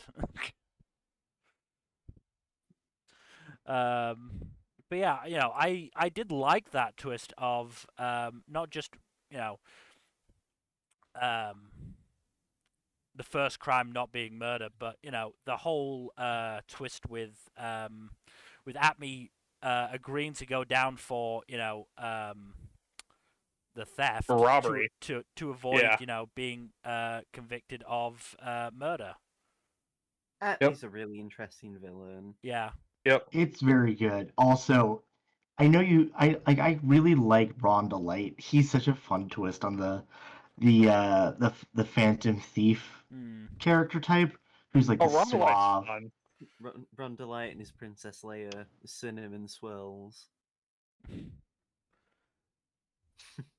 Also, just to reiterate, we said it multiple times during our playthrough, but Desiree 100% pegs Ron. Oh yeah, no, 100%. Absolutely. I mean, I'm being quite horny in this episode, if it wasn't already obvious. But I definitely envy Ron. Out of every character in the game, I wish I could be Ron. Not because I like him or think he's cool, but just because of Desiree. I don't disagree with you. I think it pegs him on the bike. Not while it's moving, of course. Yeah, Yeah. I mean, Oh my God. Ron 100% rides in the sidecar, and the sidecar absolutely has a dildo seat. I wouldn't have gone that far, but that is very fair. Fun fact. Moving on from the weirdest power couple in Ace Attorney. Well, hold on. We do gotta talk about just the absolute batshit absurdity that is Luke Atme somehow hiding his fucking nose behind that mask. Oh yeah. Again, I got gaslit for thinking that was Atme. But yeah, fun fact, Luke Atme's Japanese name means "I want to be loved." Oh wow, that's sad. And it's actually because of that the Japanese fan base loves him as a character. He's a very good love to hate character. He's the kind of guy though who looks like he took a broken plate off the floor, dipped it in yellow paint, and was like, "I'm gluing this to my forehead." Okay. There's an edit someone's made with Luke Atme without the yellow in his hair, and it's so cursed though. It really is. Let me find it while we talk. Okay, so wait, three wait, things so for what were Atme. you saying about Luke Atme? Like, Three. What did we gaslight you about? The fact that like when we first saw the Phantom Thief guy, I can't remember what his name was. Master Mask. I was like, I'm pretty sure that's gonna be Atme, isn't it? And you're like, and I think both of you are like, oh no, you couldn't fit that nose behind the mask. It would stick out somewhere. I'm To be so fair, I I mean- knew the answer. He Look, I is- was working on Soga King logic, okay? Yeah. So here's a photo of Luke at me apropos of nothing. There's definitely nothing been changed. so three things for look at me. First, yeah, his his Japanese name, which does mean does come from the phrase "I just want love," was originally intended for Diego Armando. Yep, that sounds right. But apparently the one of the characters, Dake, meaning mountain, didn't fit with Armando's smug personality. In the Japanese version, he talks talks with a lot of old Japanese words, and his catchphrase is "Zuvari," which is based on the word "zubari," which is often used in Japanese infomercials.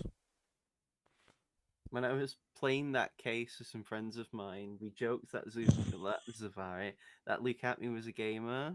Because he really comes across like he would be a gamer. Oh yeah, And we joked that Zavari was a slur. Just because of how often he says it. And the third one, at one point in the localization process, his catchphrase was "schwing." Swing! Oh my god. Been watching Wayne's World. And yeah, due to his name pun, he received more Valentine's chocolates than Phoenix and Godot. My god. Yeah.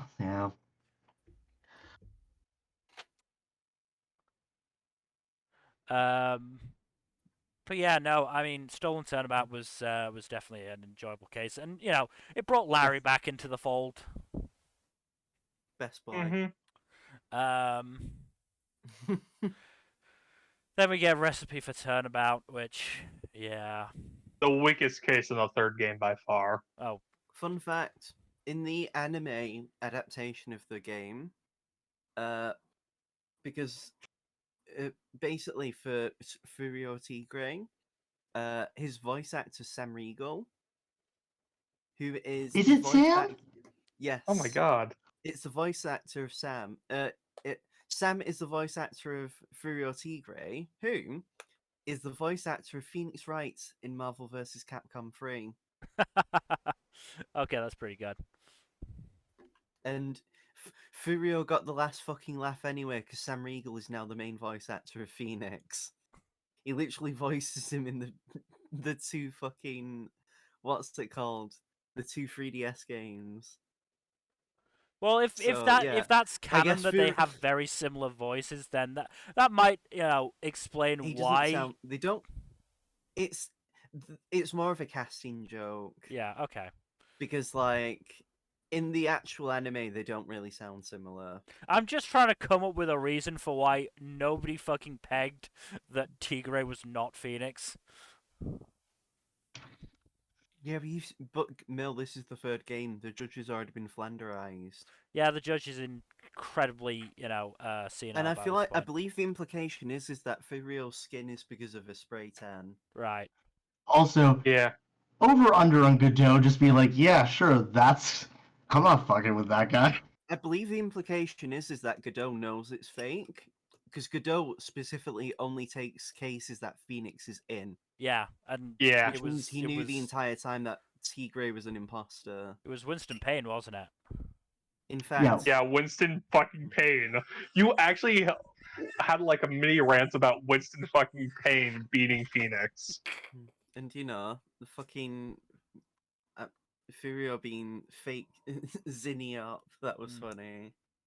But yeah, Yeah, that was funny. But yeah, just Recipe for Turnabout. Like none of the characters were particularly Jean. fun or interesting. Jean's such a piece of shit. John I hate him. Armstrong, Viola was kind of fun. The worst Like, bit about Jean is that it feels like, because it was back in a time where making fun of like cross-dressing and trans people was like All the kind of- rage. like it was still in vogue. So I don't know. But yeah, Jean was not fun. Victor Kudo was not fun. Fiora Nope. Tigre was sort of fun in the reaction he brought out in the other characters, especially in the courtroom. But other than that, Hey, you, I'm lawyer in here. was He's just he's such a fucking Jersey stereotype in the translation. yeah.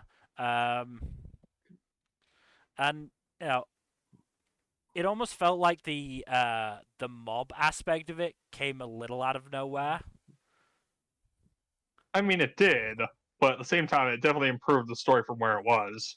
I Not just love hard. the idea that this like Yakuza loan shark guy has a fucking moped. That is hilarious, yes. Like, not even a flash car, he has a fucking shitty dinked up moped like he's some sort of Deliveroo driver. Hey, you, here's your pizza. That'll be free fitty. Free Viddy?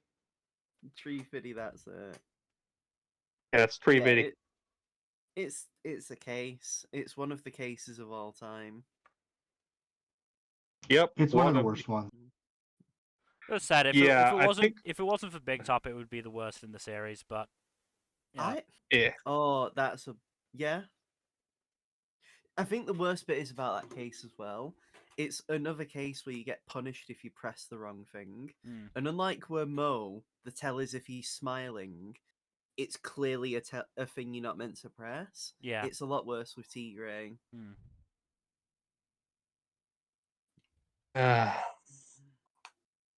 And then Yeah, Case 4. Anyways, moving on to an actual good case.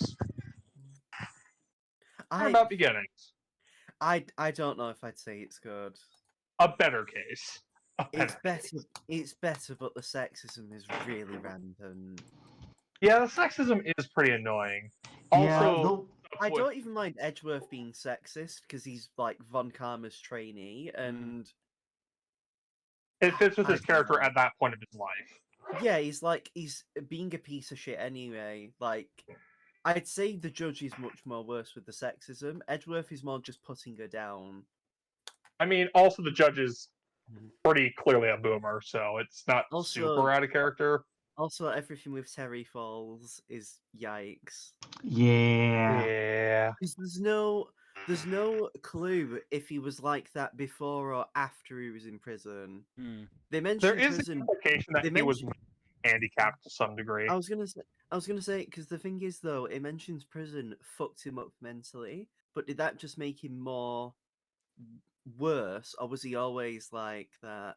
And as someone who's I on think the he was always spectrum- some degree of like that. It's just the prison exacerbated it.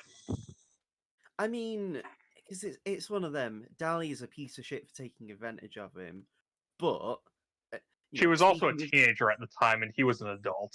The thing is, speaking of someone who is on the spectrum and has mental, is mentally disabled, you can Mhm. say, if you're an adult, being in society without any sort of help, you're still responsible for what you do. Mm. Like, your mental state isn't an excuse. Oh, it's I'd not. say It isn't, It- and that's it can inform what you do, but that still doesn't excuse it. Mm. oh no, 100%. And like Terry's whole thing is like it's tragic in that he is someone who's been completely manipulated, and like the problem is I think like the game wants so hard to have Dahlia be a character who has this long history with Mia and Yeah. Phoenix, but doesn't know how to do that without the ages being squicky. Yeah. I don't. The thing is, it only adds to how fucked up things are and how horrible of a person Dahlia is. Mm. And, Yeah. the length she's willing to go. Mm-hmm. It's just, I don't know. It's weird Yeah. anyway. But hey, at least Edgeworth has some fantastic drip. Edgeworth knows a good outfit when he sees one. Yeah, he does. Not wrong. Like, I love that it's such a Von Karma outfit. But I also wonder if like it was never Like I think there was a level of this that's like Dahlia never intended for that to be a romantic love. No, I Right? don't think she really feels like someone who is really attuned to a romantic love in a well, way not that even that. Like most there people was are. never like I don't think she even intended in the manipulation to make it romantic. I think that just came out because of the way things happen. I mean, that's what I meant by she's not attuned to it. She doesn't understand romantic love Yeah. or how I it comes think about. I mean it's hard to tell because like you're not there for every scene. She seems Hmm. like the person who would definitely take advantage of romance. Mm.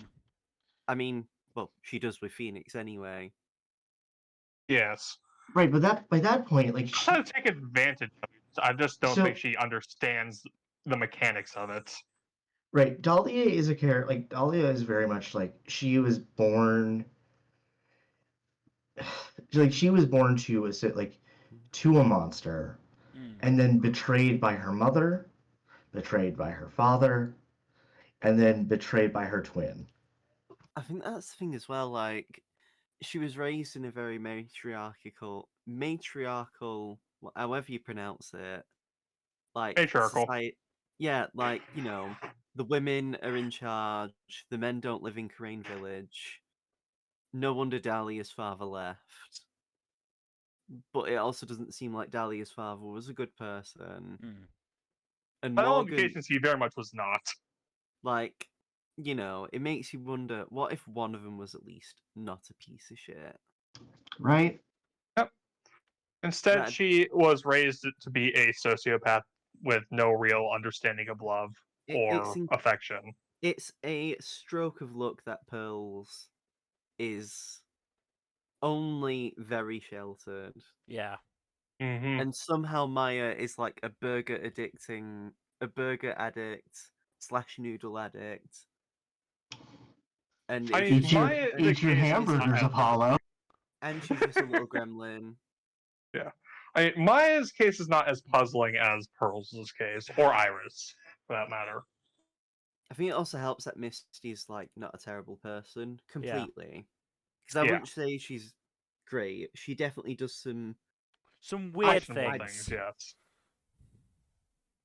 yes. She I doesn't make the optimal decisions in some scenarios. Yeah. so unoptimal. She basically abandoned her two children. Yeah. Yep. Because it's. I mean, the fourth case basically is the preamble to the fifth case. Because I Yeah. mean, the whole point is Phoenix is reading this case in a hospital bed. Mm. Only a hospital bed. He didn't just hit fucking water off the top of a bridge. Yeah. During a Get probably thunderstorm. nearly Yeah. get hypothermia, probably impact and concussions, and And he has again, a fucking cold off of all of that. again, What is this like man made of? again, like, Phoenix ate a bottle of glass and metal. Yeah. Don't forget that. Like, Yeah. Phoenix is a gag manga character in the skin of a visual novel protag. Hmm. So do we want to get to But bridge, yeah. And we love bridge to the him for turnabout it. then? Might as well talk about the last case Yeah. because it is one of the best in the series. Hmm. I'll be honest though, the first time I ever did it, I kept asking myself, when will this game let me fucking put it down? Yeah, it does go When on does for a it little end? bit. I like it Hmm. because, to be fair, by the very end of the case, I feel like you're in Phoenix's place where it's like, why do we need to keep going? Yeah. Right. Yeah. But like there's I think I said this during our playthrough. Hmm. Like the game has that case has two climaxes.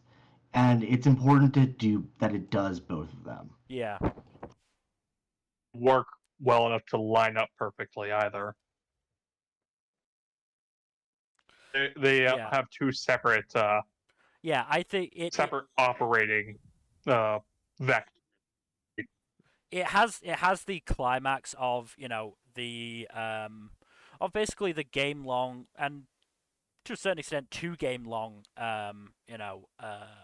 storylines had been pulling with Morgan and Dahlia, And then the second one is, of course, the overall climax to the series of, Phoenix really reiterating, what his philosophy is.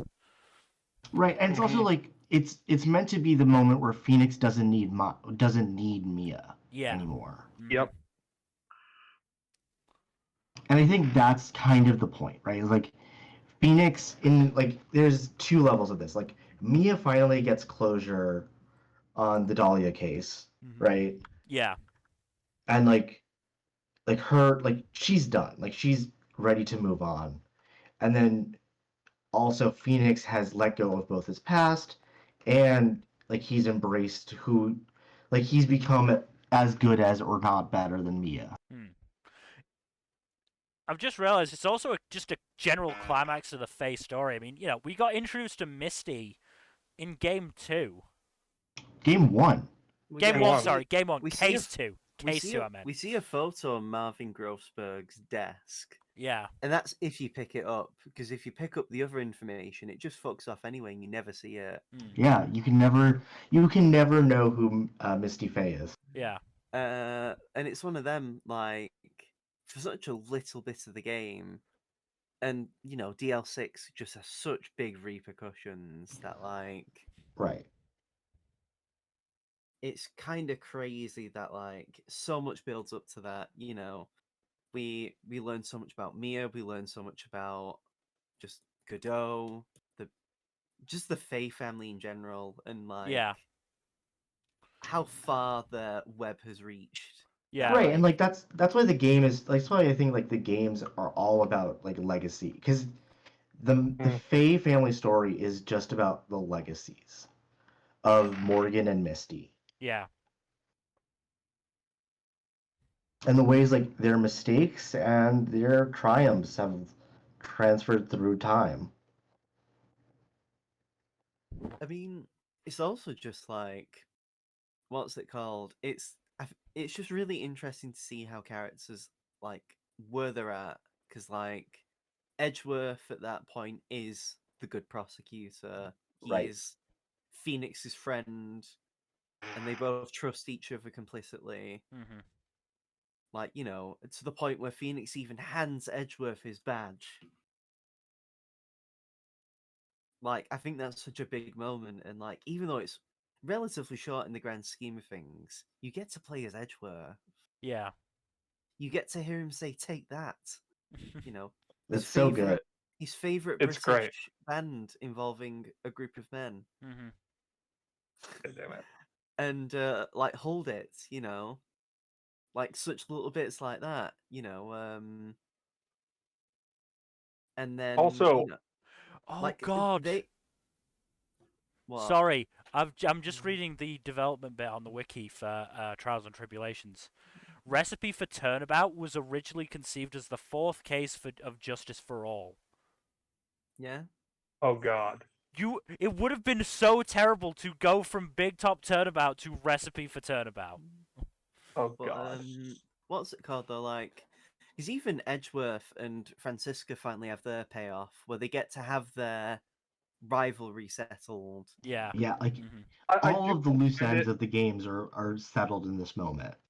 Like I do find it funny that Case 5 has ev- uh it's a 2-day trial, and both days there is a different prosecuting attorney, defense attorney, witness, defendant, and judge Mm. on each different day.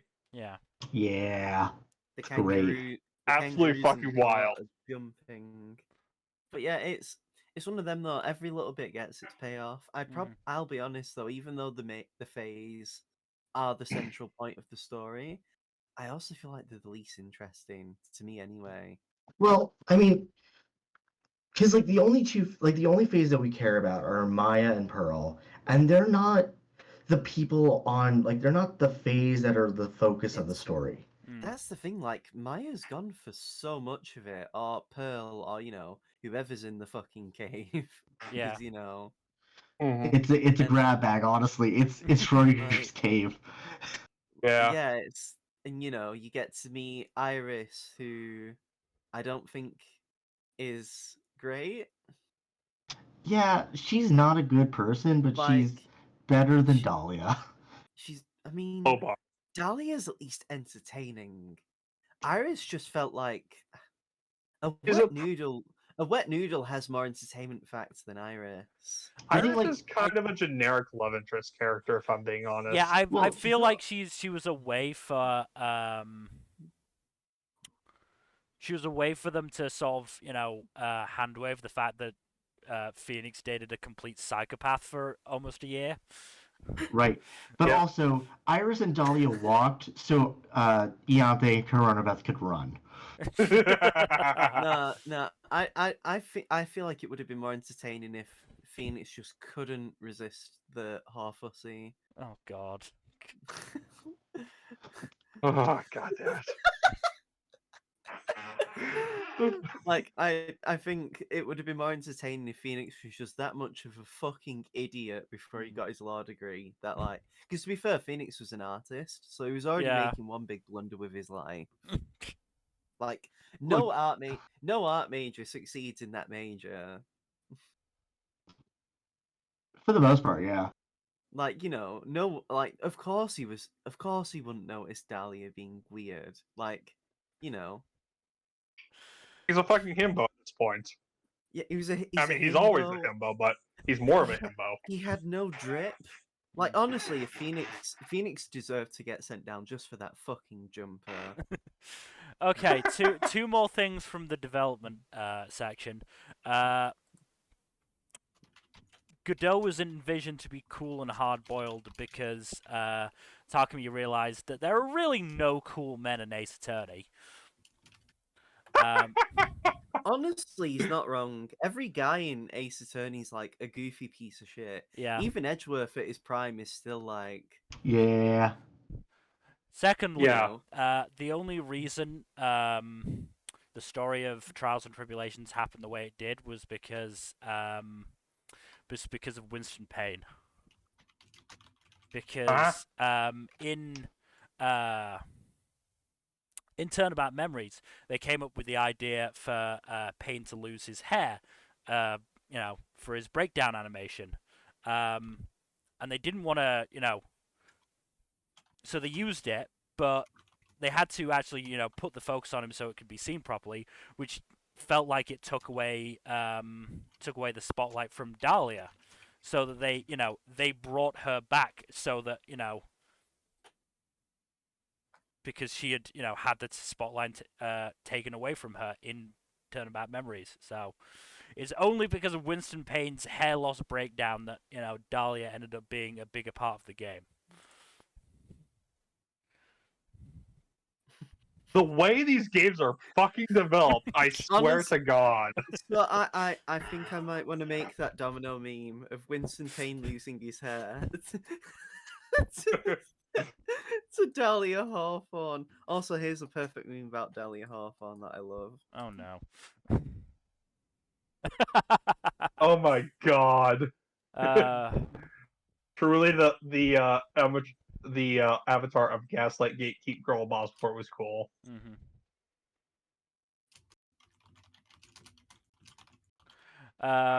There was also apparently an idea for Shelley the Killer to commit an assassination in front of a fancy hotel, but it's revealed that he actually died 17 years ago and had been channeled by Misty since. Yeah, that would have been wild. Okay, that's Oh, so fucking insane. That would have that been would've been- wild. that would have been much better than what we got with Misty. Yeah. So yeah, I mean, Bridge to Turnabout was, a great ending for the game. And for the series as a whole, or certainly the Phoenix-led part of it.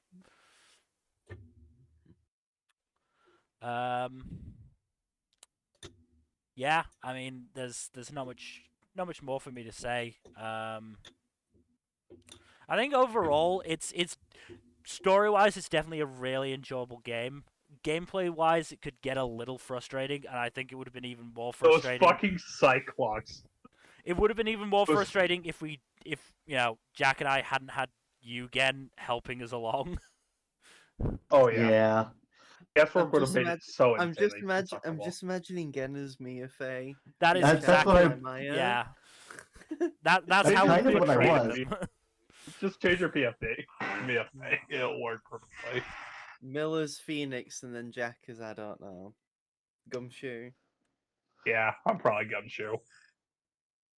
I would call Jack more Maya. He actually figured it out too. Fair. I did figure out a couple of cases, yeah. Yeah, what was I gonna say? Oh, I remember our reaction to like 5 fucking Cyclops appearing on Larry while we were playing Edgeworth was identical what Edgeworth's reaction was. He just fucking rage quits then and there. There you I go. was laughing the entire time. There you go. It was Rage quit. hilarious. It was absolutely perfect. Mhm. Synchronicity. Yeah. He's just like, nope, fuck it, I'm done. There you go, Gen. Your true profile picture. Good, I'm glad. Gen's gotta have his tits out. I mean, It's you how- know? Hey That's how it's meant to be, right? Hey yo. But yeah, as I But said, yeah, definitely enjoyed the characters. Definitely enjoyed the stories. As I said, just the gameplay was a little bit iffy at times. Mm-hmm. I mean, honestly, I obviously have to wait for a while, but I am looking forward to playing through them on my own. I really liked, it's like, the Apollo Justice game is cool because you get to see characters that you know in a different way. Yeah. Also, I think it's the 4th game where like the judge gets a really good monologue. Okay. yeah. Interesting. Honestly, 4 is really good. I really like Apollo Justice, the game. Me too. Because like it's all the characters are just a little darker, and it's so good. it's actually the darkest in the series because it goes a lot more places. Like characters are a lot more manipulative, characters a lot more vindictive. You I even get mean, to see because 4 doesn't have Cyclops, but it comes back in a very very good unsettling way, yes. And it actually has probably like my second favorite prosecutor, Yes. Clavier Gavin, Yeah. who is so cool. One of his poses is he does an air guitar before then banging on the wall to achieve his desk slam. And yeah, it's really good. Also, I'd also argue Apollo Justice is cornered theme. You like the bit when the lawyer's like on point is probably the best in the series. Yeah, I agree. It's so good. And like there's I don't want to spoil too much of the plot, but like it just it says something about the way there's something about the way certain characters who show up, like repeat characters from the first trilogy, who show up again, and like the way time has treated them is very interesting because you leave them in such a way, you leave them in places, and then you come back to them and you're like, oh, interesting. How'd this happen? It's also the reason why Rise from the Ashes happens. Mm-hmm. Because a character from Rise from the Ashes appears in Apollo Justice. Interesting. Which is why, again, it bothers me how Rise from the Ashes works. Because nothing that gets brought up in Apollo Justice that references the past Yeah. meant that Rise from the Ashes needed to be wrote in the way it did. Literally, you learn that, oh yeah, Phoenix did this thing. Okay, very cool. And now, and I don't know. But yeah, Also, you get like a good villain. Like the overall villain of Apollo is also very good. yeah, honestly. It's so like it's a mixed bag. The filler cases, because there's like two, isn't there? Well, There are, I wouldn't even call. So like case 2 is the filler case. case 2 is definitely the filler case, but I feel like Case 3 isn't a filler case if only because it introduces Len Raw. Like yes, that's yes, the only forgot reason about. it's not. But yeah, like even the sprites look really beautiful in Apollo Justice as well. Yes. Like they're really clean and Hmm. Like and like you get a new assistant character who's really cool. Um I don't know. It's all very good. I think just it's one of them. It works because like yeah, the trilogy's happened and ended. You know, the story doesn't like Apollo Justice. It doesn't need Wor- Phoenix. yeah, it doesn't. I mean, they didn't actually want Phoenix in the game. They were forced to. Right, but like I think the way you meet Phoenix in Apollo Justice, because I mean, obviously, I mean, the way you meet Phoenix is, and like the way you interact with him throughout the story is so interesting compared to who he is at the end of Game 3. I actually really love his design. Yeah, me too. I hate the way he looks in games 5 and 6. I I hate his updated look. I like it, but there's something off about it. It's the vest. I don't know. But I would have liked it if he kept the beanie. me too. Um but like Anyway, the villain of game of Apollo is so good because he's so fucked up. Yeah, that's the thing. The villains for all the other games are kind of like calculated, but they're also like not invincible. Like Apollo's actually feels like you would have lost. And Even like Gan felt like a wall that could be overcome. Apollo Justice's doesn't. well, I mean, and that's why it's so good. Because it doesn't because the ending isn't. But I think there's two reasons why I think people rejected Apollo Justice on first blush. One, at first it's the writing problem, right? Where like everyone wanted in Metal Gear Solid 2 to play as Raiden. I mean, to play as Snake again, and instead Yeah. they got Raiden, and so everyone got pissed, right? And then in the other thing is like in case 4, like which is the last case of Apollo Justice, you also get, it's not Apollo who gets the win.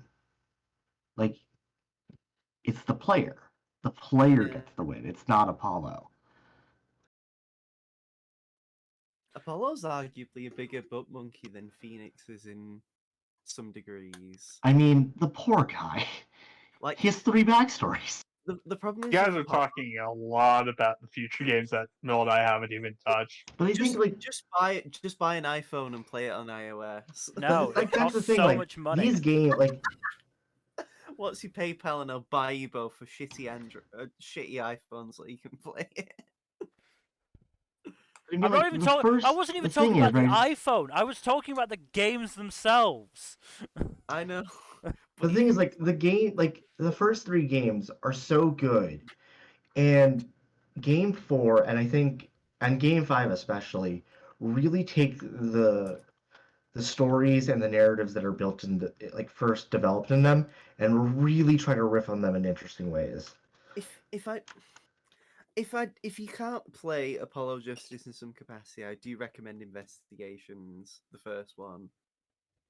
Because Investigations 1 and 2 especially are both really fun.